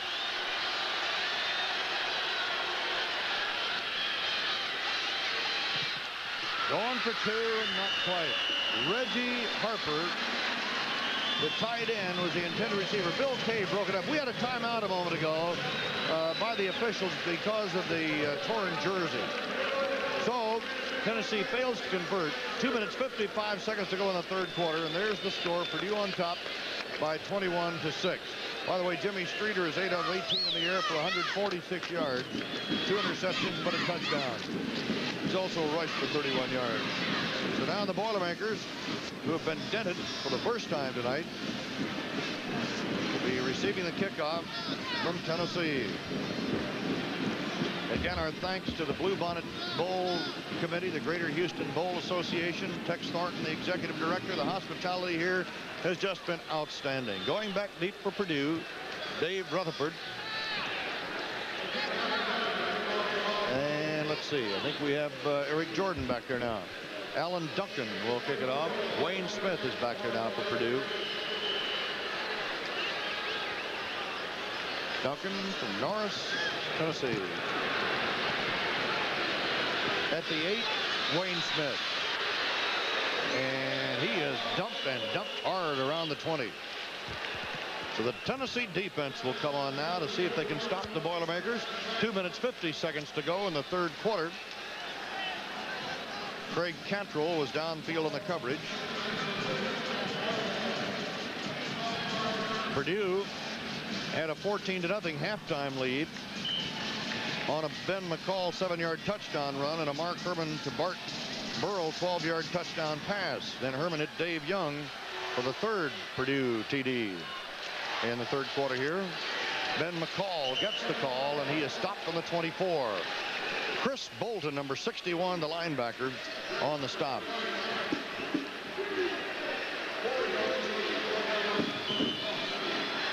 Second down, 6. Mike Harris and Bart Burrow, the wide receivers for the Boilermakers. Well, look at the enthusiasm of these Tennessee fans. Well, they've been hanging in there, but the support of the Volunteers has just been outstanding. 85,000 was just a regular crowd for Tennessee at home this year. They'll be up to 95,000 with the stadium expansion next year. And look at the Tennessee defense work on the call. Yes, sir. Jones, 99. Brad White, 90. The defensive tackles went firing in to dump McCall. Good surge that time by the 5-man front for the Tennessee Volunteers. Jones put the final rush on there, but he got a lot of help. They got a blitz coming in there from number 44, Craig Pookie. Puts a lot of pressure on, gets the initial hit. Jones comes in to put McCall away. And the loss of 6 makes it third down, 11. Mark Herman is sending Smith in motion to the right. Herman cuts it loose for Burrow, and Danny Martin broke it up on the sideline. Make that Raymond Smith the intended receiver. And Jim Young a little bit concerned now as the momentum starts to swing toward Tennessee. That's the best Tennessee defensive effort. Certainly has. Offensively, they scored with big plays, but defensively, they were just very sound on every play in that series. All right, back deep for Tennessee, number 42, and that is Val Barksdale. Punt by Greg Hayes, rolling into Tennessee territory and taking a Purdue roll inside the 35 and stopping at the 33. So the Volunteers, led by Jimmy Streeter, come on with 1:15 seconds to go in the third quarter. That was a kick of 48 yards. Well, the last couple of times they've had the ball, you're looking at the Tennessee fans there. They love it. They feel like things are going their way right now. The last 2 times the Volunteers have had the ball, they moved it very well. One was thwarted with an interception. The other one went in for a score. And we're looking at the Purdue group there. They feel like right now they're losing this ball game. Greg Hayes just popped a good one. That punt rolling at the 33. Streeter being pursued, getting blocking, gonna carry it. He can really scoot. He's very, very quick. They talk about Streeter compared to Conridge Holloway, the great All-American quarterback at Tennessee. Most people tell me they feel he's quicker than Conridge Holloway was. That could be debatable, but he's something else. Ken Lauschen is out. Jim Barr is in as the nose guard now for the Purdue Boilermakers. They're going to take a measurement on this one. Good carry by Jimmy Streeter. Showed he's a smart quarterback through there. He got out of bounds. Nobody got a lick at him. Marcus Jackson had the chase on him along with Keena Turner. And if you ever have inspiration to get out of bounds, those 2 guys will give it to you. First down, Tennessee. 1:07 to go in the third quarter. The Volunteers have scored once here in the period to cut Purdue's lead to 21-6. Gary Moore has come into the backfield and Hubert Simpson has come out. First down with the Volunteers. Streeter pitching to Daniels, who can throw and does, and it is incomplete. Terry Daniels throwing long to Willie Galt. The coverage by Wayne Smith. Terry Daniels, a sophomore from Lafayette, Georgia. He was a starter until he was hurt in the Notre Dame game. Willie Galt, who can really fly. As we mentioned, 3 wide receivers for Tennessee are on the track team. Anthony Hancock, Willie George, or Willie Galt rather, and let's see, Bill Ingram. Daniels can really wind up and throw that ball. I thought he was going to put it out of the dome here, Merle. That's the other thing about Jimmy Streeter and Terry Daniels. Talk about Daniels throwing. Streeter can throw the long ball. 2nd and 10. Incomplete. Going up high was Reggie Harper, the tight end. Tom Seneff had the coverage, and Reggie Harper comes up with an injury. The All-Southeastern Conference tight end from Hartsville, Tennessee, a junior. Got caught in mid-flight on that one. He was kind of airborne there when Tim Seneff cut the legs out from underneath him. Quarterback Jimmy Streeter dropping back. Pass protection looks pretty good. He rolls most of the time, though. Pumps a couple of times, trying to find Reggie Harper. The ball's a little high. Right there you see the ball going high in the air. Harper going up for it, and number 43, Tim Seneff, catches him right there after the ball bounces off of him. Actually, Harper got double teamed. He got hit a couple of times on that one. Harper's had difficulty with his knees over his career, and here's the hit as he hits the AstroTurf. They're going to keep that leg very quiet. Ken Lauschen is back on the field now for Purdue, the nose guard or nose tackle, if you will. So we're held up here with 53 seconds to go in the third quarter in the 21st annual Bluebonnet Bowl. Kenny Lauschen has been the anchor of that Purdue line, and Purdue's got a lot of experience, not only in the defensive line, but also in that offensive line. But right now, Reggie Harper at 6'3" and 214 leaves the field, and this is that Purdue defense being photographed by this young lady. Either that or taking a picture of Don Perkins. Up here, lady. That's your press agent down there. 53 seconds to go in the third quarter as we resume play. Jimmy Streeter. These Tennessee fans really fired up now. Streeter cranks it up and throws for Ingram. And Phil was overthrown. Tim Seneff had the coverage on Phil Ingram, a junior from Nashville. And it's 4th down for Tennessee. Can't really tell what kind of a passer Streeter is from this game tonight. He's had so much pressure put on him by the Boilermakers. He's usually on the run for his life when he throws the ball. Dave Rutherford will be deep for Purdue. Johnny Warren will kick it away for Tennessee. 47 seconds to go in the third period. Warren pops a beauty. Fair catch called for, and the ball is down on the 1-yard line. So Tennessee downing the ball on the 1. Well, it's Mike Cofer, number 80, was down there. Mike Jarrett. I beg your pardon, it was Mike Cofer, who's wearing 51, okay? And we're down to 38 seconds to go in the third quarter. Let's see, they marked the ball on the 2-yard line, not the 1. 55-yard punt by Johnny Warren. That's what you call coffin corner. Well, I'll tell you, he's got one of the best coaches in the business, George Capigo. And this is what you call field position, too, if the Volunteers can hold Purdue in. Augustiniak in the call of the running back. Augustiniak. And again, the Tennessee defense responds. George Capigo, assistant coach at Tennessee, former All-American, one of the most knowledgeable kicking coaches in the business. Tim Irwin is now in for Tennessee.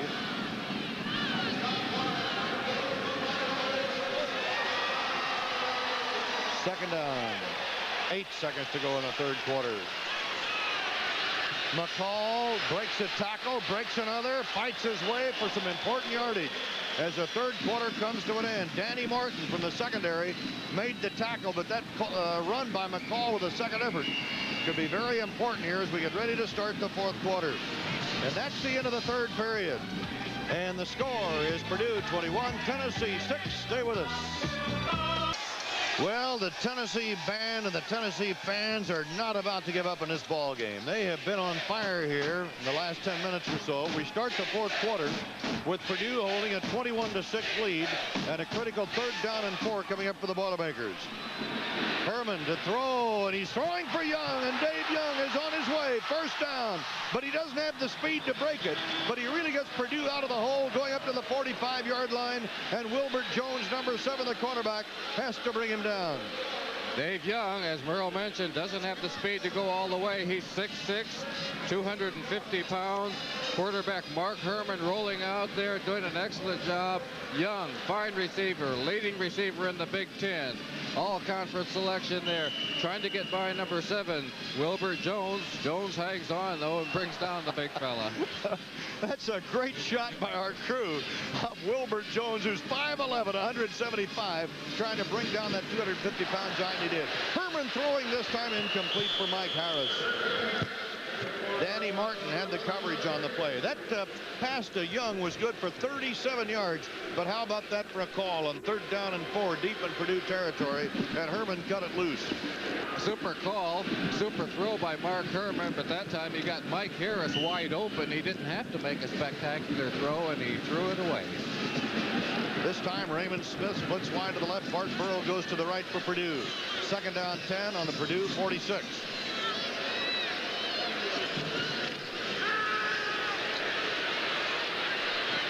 Herman tucks it back in, now throws it and completes it to Ben McCall at midfield, and he's down on the 49-yard line of Tennessee. And Ben McCall is not getting up. Brian Ingram, 84, had the tackle on the play. You talk about hitting. There is Benson. A lot of players being helped off the field and staying down out there for long periods of time. Here's the Boilermaker Extra Special at the Bluebonnet Bowl, a New Year's Eve tradition. We are delighted to have you with us at our New Year's Eve party here in the Astrodome tonight. We have 14 minutes and 16 seconds left to play in this game. Purdue is leading by a score of 21-6. And with the timeout here in the Astrodome, we'll be back right after this message. Mark Herman was broken up incomplete, and now Purdue has a 4th down and 5 coming up. Roland James is back deep, and Greg Hayes will punt it away for Purdue. He pops it downfield. It's taken on the run on the 22-yard line. And it is Roland James to bring it back. And he gets out to the 30. Looney is downfield to make the tackle. 13 minutes and 45 seconds remaining in the game. McCall, by the way, left the field. Looks like he has been the victim of a knee injury. Ben McCall. That was a 29-yard kick. And Tennessee has the ball at the 30. Tennessee's 30. And the Volunteers have got to keep it alive. They've moved the ball pretty well. We've got a timeout on the field. They've moved it pretty well the last couple of times they've had it, but they need to keep going. With the timeout, Purdue leads 21-6. And we'll be back after these messages from your local station. Who was putting the little heat on Streeter. Stopped the play. 2nd down 4 coming up after a gain of 6. 13:20 to go in the game. Purdue leading 21-6. Purdue has gained 433 yards total offense. Tennessee 236. This is Moore, Gary Moore, who lines up as a running back. Streeter throws back over the middle, and he completes it to the tight end, and that's Reggie Harper. And he is brought down by Bill Kay, number 38, the right cornerback, and James Looney, the right linebacker. Good bit of faking there by Streeter, and Reggie Harper, who is an all-Southeastern Conference selection and caught passes for 323 yards and 3 TDs this year, picks up a 1st down. Probably the best passing combination the Volunteers have had all evening. Usually Streeter is scrambling, looking desperately for someone to throw to. That time he moved out very smoothly and was able to find Harper for 16 yards. And here come the Volunteers with 13 minutes right on the nose remaining to be played. Hancock split to the right. Inside, and a pitch, and how about that? Ingram pitches it out, and it goes to number 33, Gary Moore, and Moore swings wide to the left and gets down to the 35-yard line, where the safeties of Purdue, Marcus McKinney, 34, and Tim Senna, 43, have to make the tackle. What you call pulling out a few of the stoppers. Streeter to number 4, Ingram, to number 33, Gary Moore. Gary Moore getting to the outside. Around number 85, a would-be defender, Keena Turner. Moore doing a good job getting down that sidelines there. Ingram's a former high school quarterback. Now it is 1st down for the Volunteers on the 34-yard line. And in typical Bluebonnet Bowl fashion, this second half, and particularly the 4th quarter, starts to get very exciting. Jimmy Streeter back. Pumps once. Ooh, he almost threw it right into the hands of number 72, Ken Lauschen. And the intended receiver was Hubert Simpson. Ken Lauschen, the middle guard. Number 72, a senior from Richland Heights, Ohio, has had an outstanding career at Purdue at 6'2", 248 pounds. He's so tough they have to double team him most of the time. Jimmy Streeter is now getting his play from the sideline.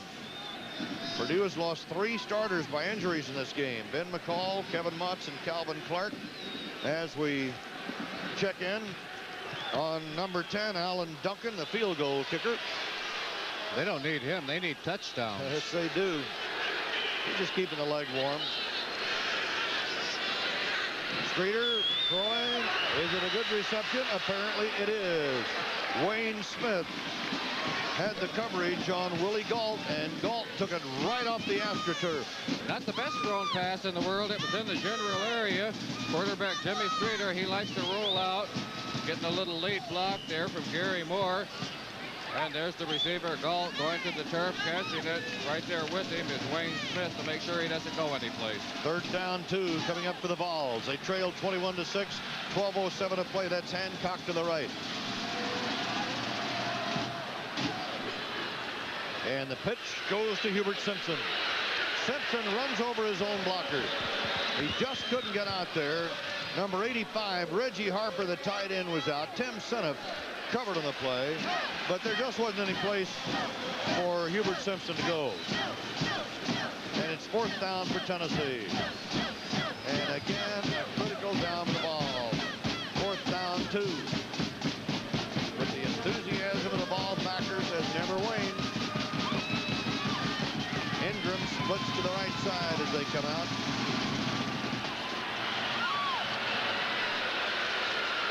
Streeter needs 2 for a first down. He's got it at the 20. He's at the 15. He's at the 12. And Marcus McKinney and Marcus Jackson of Purdue pull him down. Jimmy Streeter coming up with what just might be the biggest play of the night for Tennessee, a 14-yard run. Certainly a big play. Streeter's got everybody in front of him. He's got 2 lead blockers, Simpson and also Gary Moore leading the way. He's got linemen pulling. He's got everything going for him, and he's running with reckless abandon there. He knows he's got to pick this up. Well, with 11 minutes to go in this game, Jimmy Streeter is going to take a timeout. And you kind of wonder why at this stage with 10 minutes and 57 seconds to go, but it is a Tennessee timeout. Purdue leading 21-6, and we'll be back after these messages. Bluebonnet Bowl.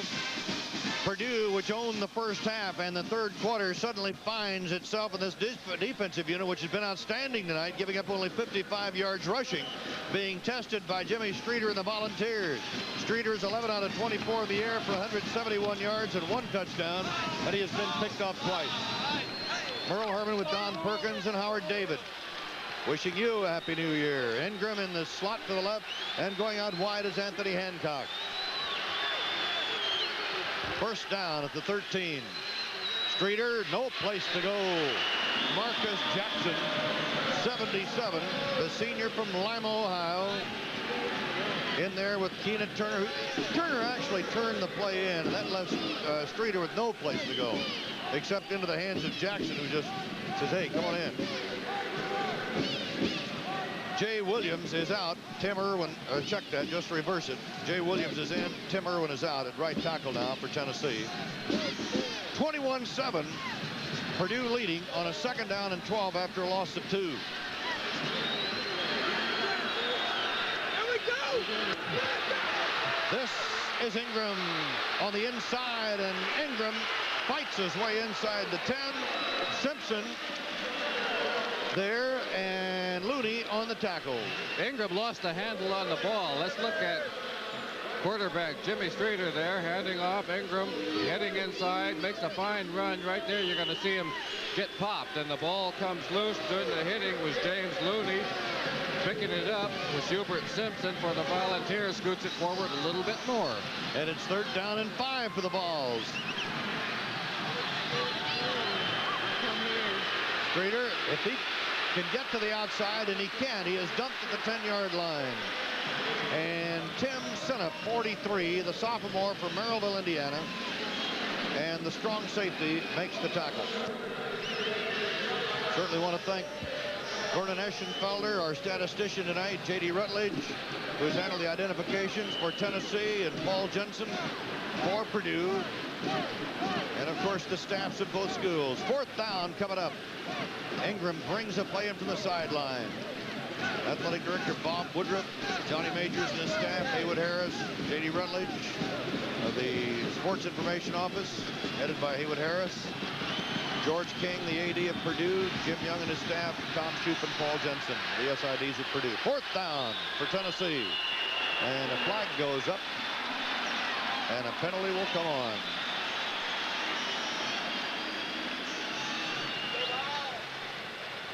Tennessee hit with a delay of the game penalty, something the Volunteers don't really need right now. But when a 4th down and 7, maybe it's, what's the difference from 4th down and 7 or 4th and 12? It's got to be a big play. It's just going to have to be a little bigger, I guess. There's the time, and there's the story of the ball game. Purdue with 2 touchdowns in the 2nd quarter, 1 in the 3rd. Tennessee scoring in the 3rd, but then going for the 2-point conversion missing, and Tennessee has just called its 2nd timeout. So Jimmy Streeter wants to come to the sideline. and have a conversation with his coaching staff. And with this timeout, 8:47 left to play in the game. Purdue holding a 21-6 lead. We'll be back after these messages from your local station. Tennessee faced with a 4th down. 4th down and 12 for a first down. Ford is in the backfield on with Simpson. And Streeter has his 4th down play. And Ingram's going to throw it. He was a high school quarterback, remember. He fires away, and it is good. Touchdown. James Berry caught that ball right off the AstroTurf. We mentioned before that Phil Ingram was a high school quarterback in Nashville. And it looked like when that play started that they just couldn't do anything with it. But James Berry got back of the end zone on a 4th down and 12, and Ingram throws a touchdown pass. And so the Volunteers have 12 points on the board now with 8 minutes and 39 seconds remaining. Ken Lauschen had him all tied up. Number 72 here for the Boilermakers. Right there, he goes right over the top of Ingram. Ingram regains his balance, regains his sense of direction, finds Berry downfield.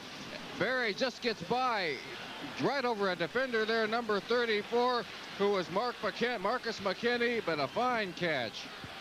Now they're going to go for 2 points. Streeter. He got it, I think, but there's a flag on the play. Let's see what it's about. A flag was thrown. Streeter made a dive. Any part of he had to break that plane and keep the knees up, but let's see what the flag's about. Holding call. Purdue.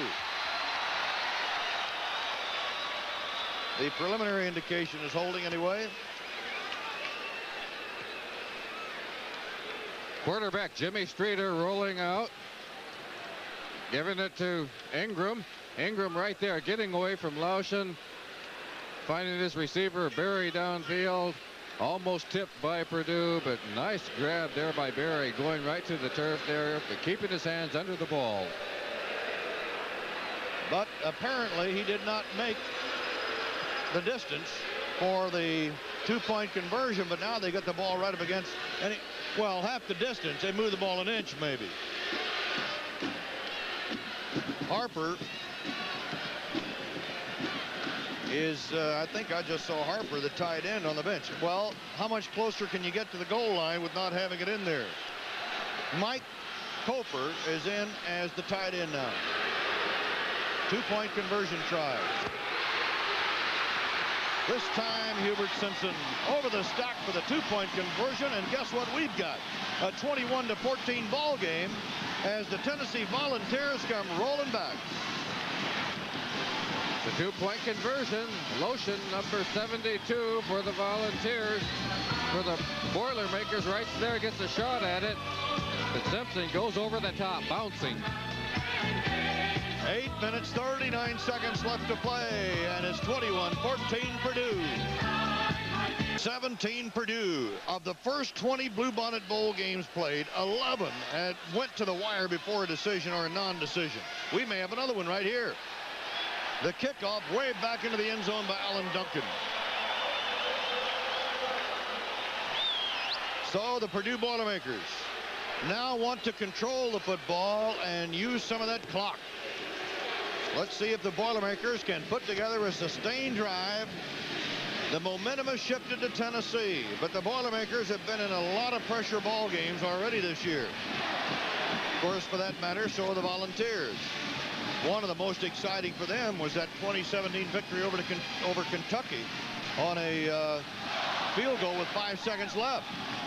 Here come the Boilermakers. Split to the left side is Smith. The right side is Burrell. Augustiniak about 2 on a slant. Stopped by Steve Davis, who is over there, 57. And number 65 for the Volunteers, Carlton Gunn, who is playing a middle guard spot. 8 minutes, 17 seconds to go. Second down, 7. 3 yards on the pickup. A lot of things going for both teams. Youth on the side of the Volunteers. Purdue trying to get 10 wins. First time ever. Out of the shotgun with Augustiniak splitting, and look at this Tennessee defense.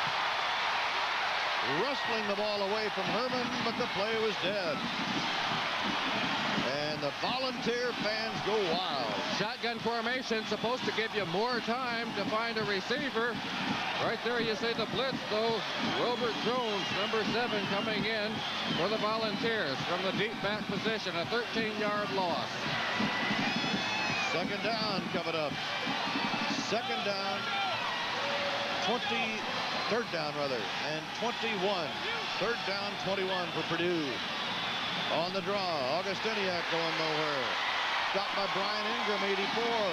And the Boilermakers, who go to the running plays here, now have to give up the football on 4th down and 20. And once more, the Volunteer fans whooping up here in the Astrodome. I think the Boilermaker defense has taken a time off here in the second half. Let's see if they can come back to life. Greg Hayes, who had a 73-yard kick, will boot it away to Val Barksdale, and they need a good shot of flag on the play. As a fair catch is called for by Barksdale at the 49-yard line. Let's see what the flag's about. So Greg Hayes kicking it out for 39 yards, but let's see if the play will stand. Offside indicated against Tennessee. Mark Herman, by the way, has hit for 239 yards, the record for a Bluebonnet Bowl game, 281 by Chuck Hickson of SMU 1968. Play being explained now by referee Guy Gibbs.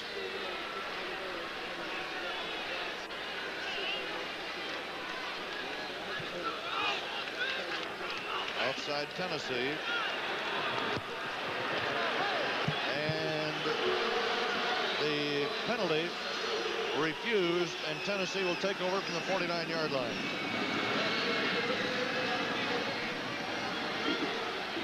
So Tennessee will take it over on the 49-yard line of Purdue, and Jimmy Streeter comes into the huddle.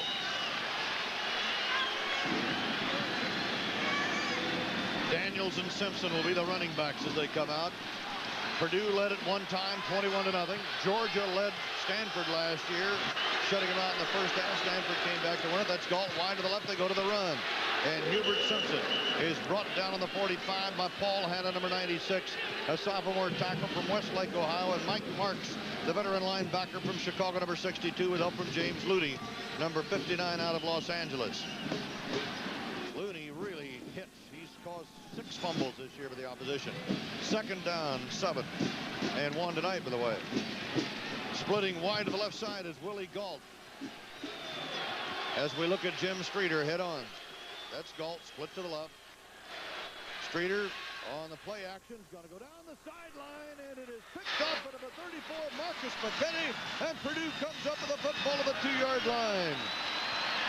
The pass was intended for Anthony Hancock, overthrown, and there was Marcus McKinney. Well, that's what you call just throwing it up for grabs. Quarterback Jimmy Streeter there dropping back. Hancock was not even close to being open. The ball's way overthrown. Marcus McKinney, the closest man to it, and he does intercept it for the Boilermakers. Costly turnover that time by the Volunteers. And the ball marked on the 2-yard line. In the Notre Dame game this year, Marcus McKinney came up with a gigantic interception in Purdue's victory over the Fighting Irish. That's McKinney's 3rd interception of the year. Purdue has the football with 6 minutes and 10 seconds to go in this game, and a 21-14 lead. Again, Purdue stays on the ground with Augustiniak up the middle, stopped by Brad White, number 90, the right tackle, who was 3rd in tackles this year with 66. Gain of a yard. Well, here it is, up for grabs again. Yep, that's throwing it up there, and usually when you do it like that, that's what happens. Marcus McKinney picking it off for Purdue. Second down, 9. Purdue leading Tennessee 21-14. The clock running and showing 5:40. This time, Wally Jones gets the call. He doesn't go any place either. Number 65, Carlton Gunn, the middle guard. There he is. Makes the tackle for Tennessee. No gain. 3rd down and 9 now. And in the first half, It was Tennessee's defense that completely throttled, or rather Purdue's defense that completely throttled Tennessee. Now the Tennessee defense has really come to life. But it's kind of been that kind of a season for the Volunteers roller coaster. It's a young team, 44 freshmen on this team. As we look at Bart Burrell, who's split to the left, to the in, stay in. Now it is Smith in motion to the right side. And Herman's going to throw it. Throws out of the end zone. Dave Young makes a dive, but he can't get it. And Steve Davis almost got Mark Herman to the end zone. Herman didn't have any more time at all. He didn't have time to worry about throwing a good pass. It was just get it out of there because he was going down to the end zone. And not only that, but the receivers were well covered also by the Volunteers. Now Greg Hayes will have to kick deep, and we're looking at Roland James, who is on the 40-yard line of Purdue. James ready to take the Hayes kick from deep in the end zone, and Hayes pops it out of there. It'll be taken by James on the 35. James at the 30, at the 25, the 20. He's at the 17.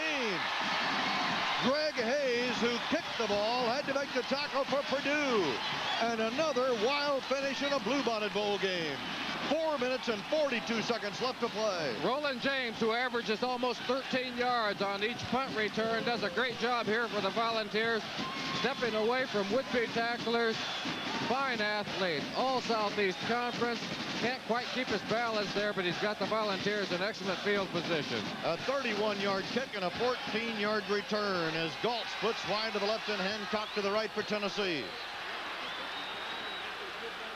Streeter going to carry it at the 15, the 10, the 5. He's at the 3, the 2. Marcus Jackson stops him. It's first and goal to go for Tennessee at the 2-yard line of Purdue. Let's see where they mark it, though. They're going to mark it on the 4 where his knees start to hit the ground. He started skidding about there. Quarterback Jimmy Streeter rolling out. Tina Turner, the defensive end for Purdue, gets way outside. Streeter turns inside of him. He's got a lot of help downfield and picks up good yardage down inside the 5-yard line. Volunteers look like they're in excellent shape. 13-yard gain. Aguilar is in now. Double tight end offense for Tennessee. First and goal to go on the 4. Streeter on the keep is stopped at about the 2 by Mike Marks, number 62, the linebacker, with help from Ken Lauschen, the middle guard from Richmond Heights, Ohio. It is second down, goal to go from Tennessee, for Tennessee on the 2-yard line. Reggie Harper, 85. Kyle Aguilar, who is from Port Neches, Texas, by the way, are in at tight ends now for Tennessee. Jimmy Streeter has Tennessee right down on that Purdue goal line with 3:47 to go in the game. And over the top and into the end zone goes Hubert Simpson. And what a comeback by Tennessee. They're now 1 point behind. 3 minutes and 42 seconds left to play. Now Tennessee. If I hadn't seen it, I wouldn't have believed it, but the offensive line doing a good job of cut blocking, cutting down those Purdue defenders, and the ball carrier, Simpson, there going over the top. Tennessee's got a choice. 2-point conversion. 4 plays, 17 yards after that fine punt return by Roland James. So Hubert Simpson, who had scored 7 touchdowns this year, 6 by rushing, goes over the top for the TD, and Tennessee is going to go for the lead, down by a point. 3 minutes and 42 seconds remaining. Streeter, they've got the lead, 22-21. Hubert Simpson again, as Johnny Majors wasn't about to go for a tie, and Tennessee has made a remarkable recovery from a 21-0 deficit and now leads 22-21 with 3:42 left in the ball game. And look at this crowd. Tennessee has gone wild. We'll be back with an exciting finish right after this message. Oh, what a turnaround Tennessee has come up with here in this second half. And going back deep for the Purdue Boilermakers, the kickoff return team, and Alan Duncan kicks it clear out of the end zone. Well, Merle, would you say the Volunteers are sky high? They played like a team that had one foot in the grave most of the night here, and right now they're leading in this contest. Great comeback by the Volunteers. And there is the touchdown. And here is the two-point conversion. And Hubert Simpson got them both. And that's how Tennessee got 8 points in the lead just a moment ago. Now Mark Herman has to go to the air. And he's throwing for Young, and Young drops the football. Dave Young was hit by Roland James. We talked about the matchup between the two earlier tonight. Big Dave Young, who is 6'6". Pretty good collision. Mark Herman finding his big 6'6" receiver downfield. But quite a guy coming in there, right there, coming in from the left. Look at that lick delivered by Roland James. It is 2nd down and 10 for Purdue. Splitting wide to the left side, Mike Harris, number 41. To the right is Burrell. And Herman, with some time, throws to Wally Jones coming out of the backfield. But he doesn't get too far.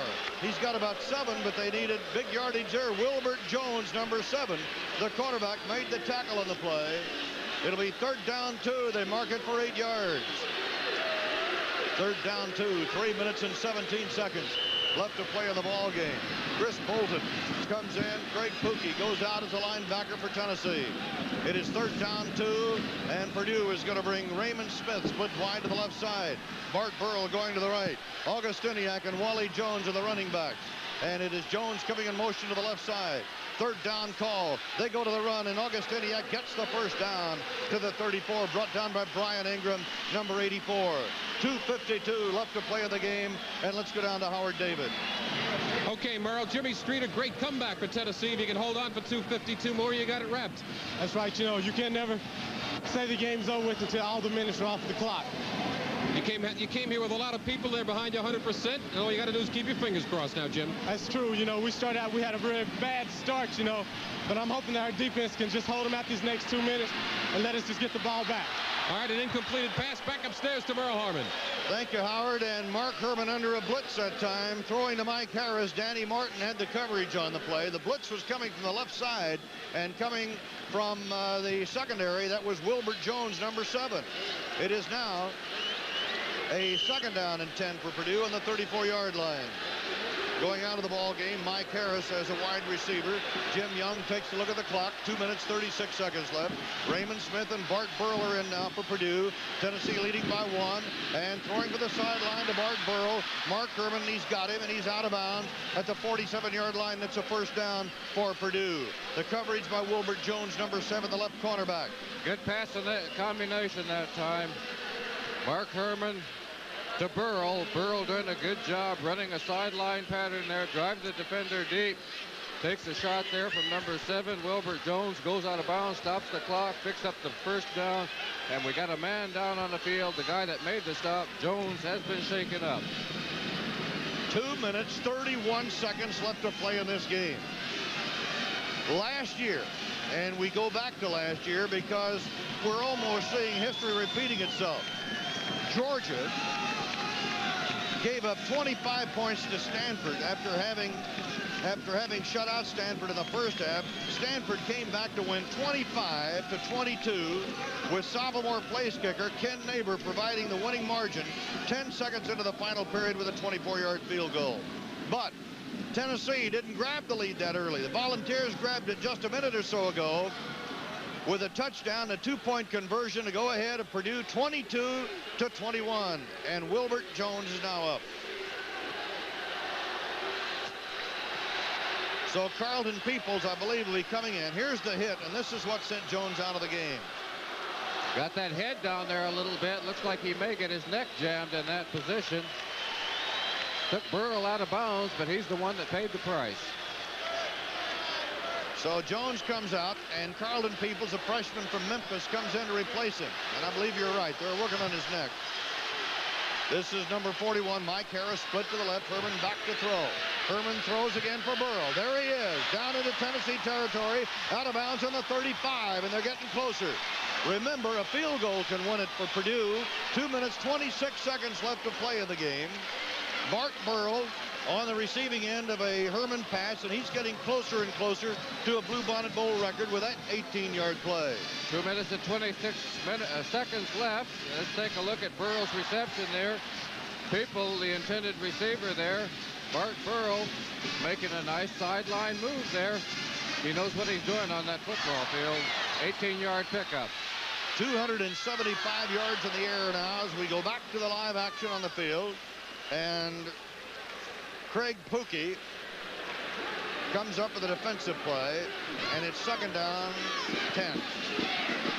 Clock stop with 2:21 to go as Herman goes incomplete. 2nd and 10 at the 35-yard line.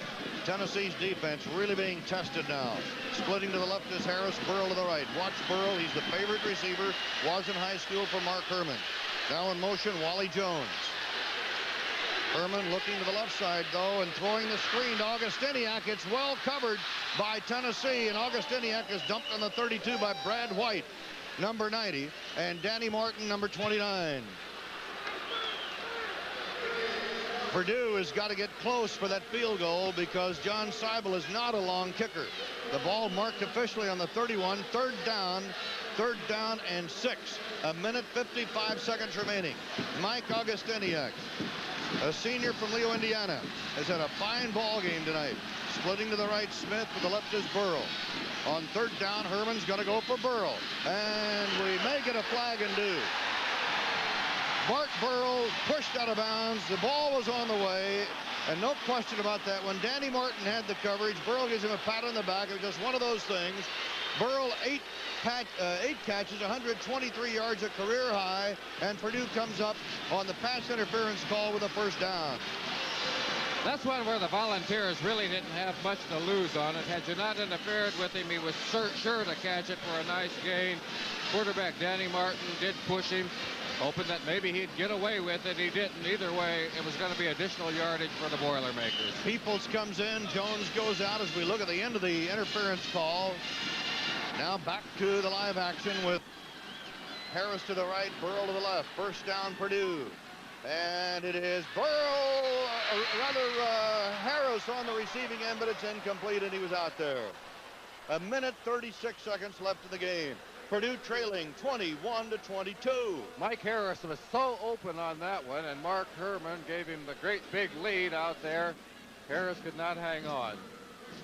So Raymond Smith, 81, reports in as Harris goes to the sideline. Now, number 80, and you just saw him come into the huddle. Dave Young could become a factor here. Number 80, Dave Young, the tight end. Burrow to the left side. Smith to the right side. 2nd down call coming up for Purdue. Out of the shotgun, Herman. He's throwing. There's Young. It is a touchdown. Dave Young, the tight end, the big play man, and the Big Ten's leading receiver, takes the touchdown, and Purdue goes back in the lead with 1.5 minutes left to play in this game.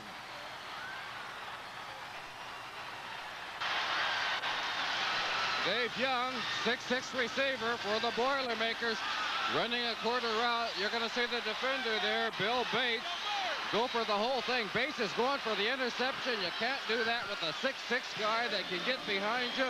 Mark Herman did a good job, lofted it over Bates' outstretched hands. And there's the Big Ten. Big Ten leading receiver, setting a new record. 18 TDs for Purdue. The old record was 17. Young has set a new record with 18. What a comeback by the Purdue Boilermakers. And no wonder they say that the Bluebonnet Bowl is the nation's most exciting postseason game. Do you need any more evidence than this? Well, Mark Herman, if our statistics are correct, has just set a new Bluebonnet Bowl passing record, 292 yards, breaking the old record of 281 set by Chuck Hickson of SMU in 1968. One more time, Dave Young, number 80. Catching 51 on the year. 51 passes for 512 yards, 8 TDs, all Big Ten receiver. Super catch there, getting behind the defender that time, Bill Bates. So Mark Herman has hit Dave Young for 2 touchdowns tonight.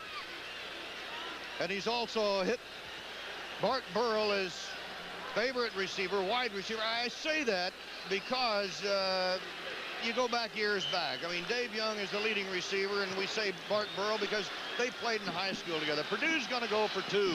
They lead 27-22. They want to try to put this thing out of reach. There's Young in motion. Herman rolling, throwing, and it is knocked down. The play is broken up by Bill Bates on a fine effort. And so Purdue fails to convert, but the Boilermakers have a 27-22 lead with 1.5 minutes left. Nice move by Bates. Unfortunately, this one doesn't count like the other one. He just got burned by Young on the last one for a touchdown. This time he comes up with a fine interception.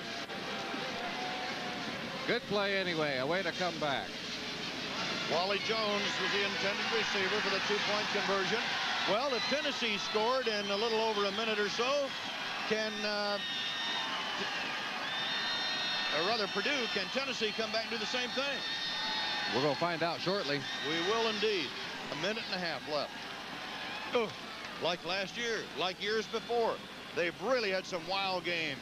I remember the Texas Tech-Nebraska game, 1976. We were here for that one.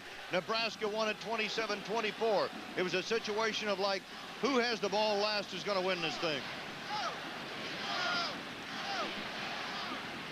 So Mark Herman has set a new passing record, and this performance tonight on national television, and believe it or not, this is the first time Purdue has been seen on television this year, which seems absolutely unreal. But Herman being showcased tonight will get a pretty good jump for some votes for the Heisman Trophy next year. John Seibel will kick it off. Moore and Hancock are deep at the goal line. It's Moore at the 10, the 15, the 20. He saw some daylight. He gets out to the 23. Purdue tackler, 26, Larry Perry.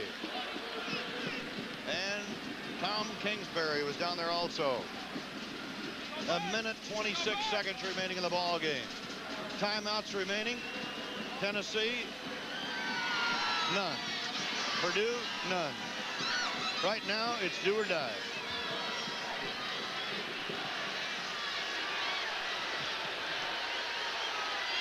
Here we go. Jimmy Streeter, the quarterback of Tennessee, has pulled off a remarkable comeback here in the second half for Tennessee. But now, throwing against 5 defensive backs, throws incomplete on the 45-yard line. Willie Galt, the intended receiver on that one from Jimmy Streeter, but all the Purdue Boilermakers are playing deep. They're going to let the Volunteers pick up any short yardage and try to come up with an interception. You know, it's pretty easy to say you've got to admire this football team or that football team. I want to tell you something. Tonight, you got to admire both these teams. The way Tennessee fought back from a 21-0 deficit to go ahead 22-21, and then the way Purdue came right back. Again, 5 defensive backs. As Streeter dumps it off out into the right flat. And carrying the ball is Hubert Simpson coming out of the backfield of the 33, and James Looney, 59, and Wayne Smith, 44. The linebackers stop the play. Now the question is, first down or not? Clock stopped with 1 minute 10 seconds. They've got to line it up. Hubert Simpson has been outstanding tonight. There have been so many great performances by players on each of these teams. But the way that Purdue came out, dominated the first half, the way that Tennessee came back in the second half to take the lead, and then the remarkable turnaround by Purdue as Mark Herman led a quick march for the leading touchdown. And it's 27-22 Purdue with 1 minute 10 left in the game. And it's a first down for Tennessee. 1st and 10. Well, at your New Year's Eve party, we hope that you've enjoyed the coverage of tonight's ball game from our fine MIZZLOU crew. Directed by Bill and Roger Schwing. Our camera crews have just been great. Jimmy Streeter, ready to go. He's going to pull the plug. The clock starts. He's ready to go. I think he's taking time. We're down near a minute now. Jimmy looks. Jimmy throws for the far sideline. He's got a receiver out there. That is Anthony Hancock. He's out of bounds in the 49-yard line of Purdue. Tim Sinnott had the coverage, and the clock is stopped with 59 seconds. Make that 55 seconds. And it's not over yet. On the 49-yard line of Purdue, Tennessee has a first down after an 18-yard pickup. Boilermaker defenders laying off a little loose, and Hancock's got that great speed, so they lay off of him even more. He's able to pick up big yardage and get out of bounds to stop the clock. Streeter is now over 200 yards in the air. He splits his wide receivers on each side. First down to the 49. Streeter fires, and he goes to Hubert Simpson coming out of the backfield. He's down inside the 40 at the 39. That'll be close enough for a measurement to stop the clock. Larry Perry had the coverage. The clock is stopped with 47 seconds left of the game, and Purdue on top by 5. Tennessee's got to have the touchdown, and officials timeout for the measurement. So Tennessee is plugging away at just about 10 yards at a whack. Well, as we await this all-important measurement, we'll go down to Howard David. This is Bob Pennington, Senior Vice President, Dean Witter Reynolds here in Houston. Good to see you again, Bob. Most valuable player, Mark Herman of Purdue, set a new Bluebonnet Bowl record tonight. Certainly a pleasure for me on behalf of Dean Witter Reynolds to present this trophy tonight. And Howard, it's good to be here with you again on New Year's Eve. Happy New Year to you, Bob. Let's go back to Merle. Thank you, Howard, and it's second down and an inch to go. Streeter is now 16 out of 30, 220 yards. Purdue 495 yards total offense. Tennessee 363. How about that for offense? Streeter throwing, and he swings one to Gary Moore out of the backfield, and Moore is down the sideline, and he is at the 27-yard line for a first down. Perry makes the tackle. The clock is stopped to move the chains. 34 seconds left of the ball game, and there's Gary Moore who caught that pass. And Jimmy Streeter not giving up, leading a remarkable comeback. 14 yards on the pickup. First down, Tennessee. 28 seconds left. Streeter, and we've got a whistle stopping the play. 26 seconds showing left on the clock. Tennessee's got to have a touchdown to keep it going. They've got to have the touchdown to take the lead. A field goal does them no good. They're down by 5. They had a lead of 22-21. But then Mark Herman rallied the Boilermakers to go back in front 27-22 with a minute and a half left to play. Perry is out. Kingsbury is in now for Purdue. And I believe we had no play, apparently. First down.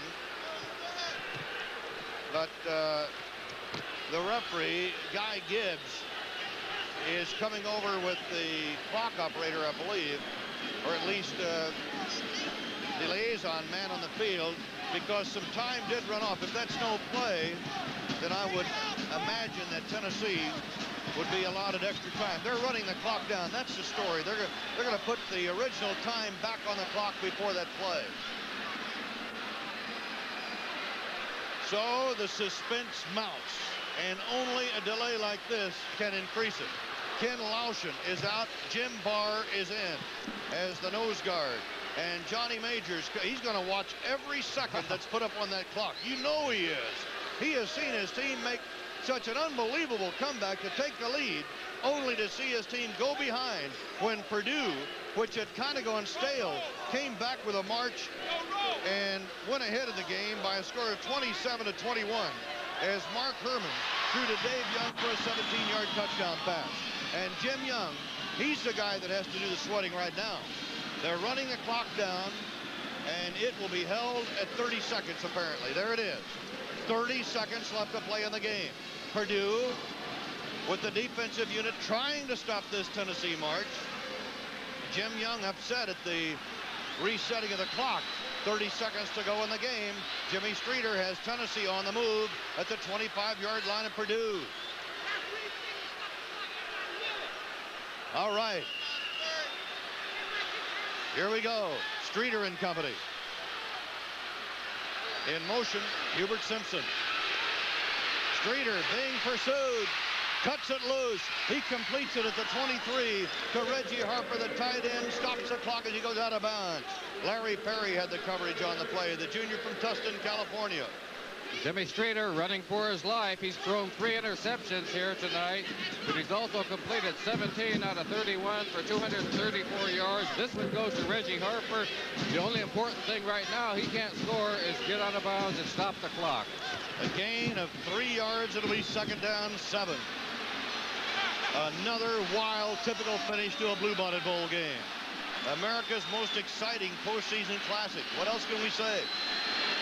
Streeter, 2nd and 7. Streeter going for the bomb, and coverage by Wayne Smith. He had Hancock well covered, and Streeter cranked it up and threw it out of the end zone. Ken Lauschen comes back in now as the nose guard. Jim Barr comes out. His brother Tom rather, is the tight end.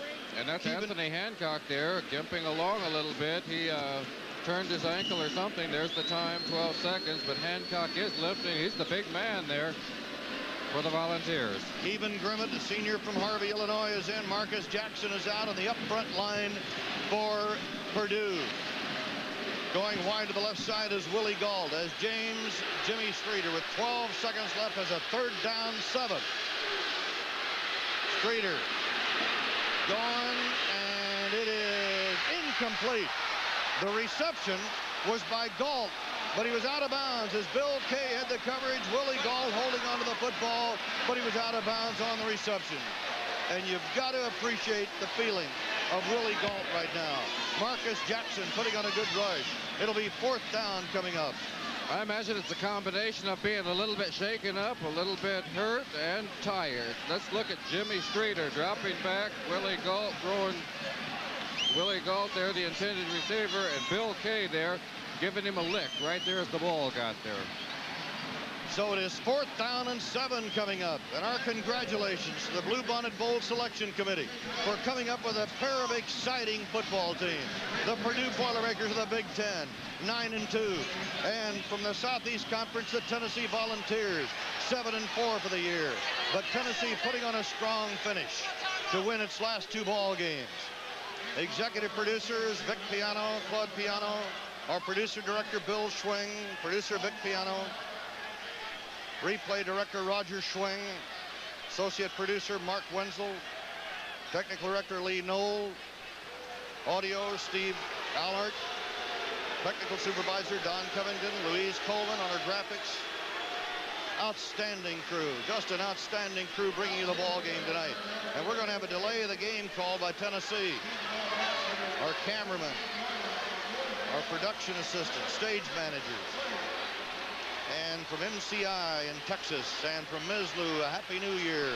And from Merle Harmon, Don Perkins, and Howard David, we wish you the very best of the year coming up.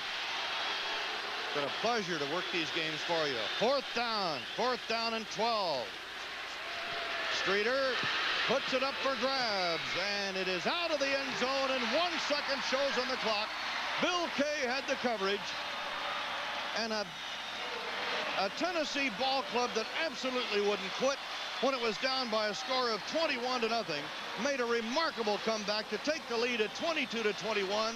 And again, we say admiration for the Purdue Boilermakers, who had completely lost the momentum to Tennessee, but very coolly and quickly put on a drive with 3 minutes and 42 seconds left. There's the story of this game from this beautiful young lady from Tennessee. But Tennessee took the lead with 3 minutes and 42 seconds left, 22-21. And you know what happened? Like a minute and a half later, Purdue was in front as Mark Herman guided Purdue on a long drive and capped it with a 17-yard touchdown pass to Dave Young. And this will wind up the year as Mark Herman downs the football, and a decade of great football has ended. It started with Jim Young and Michigan and ended with Jim Young and Purdue. We hope you've enjoyed this Bluebonnet Bowl attraction. Purdue 27 and Tennessee 22. Now this game may not be over yet. We have a delay of the game, by the way. It's been a great football game. It's a tough time ending it, though, Merle.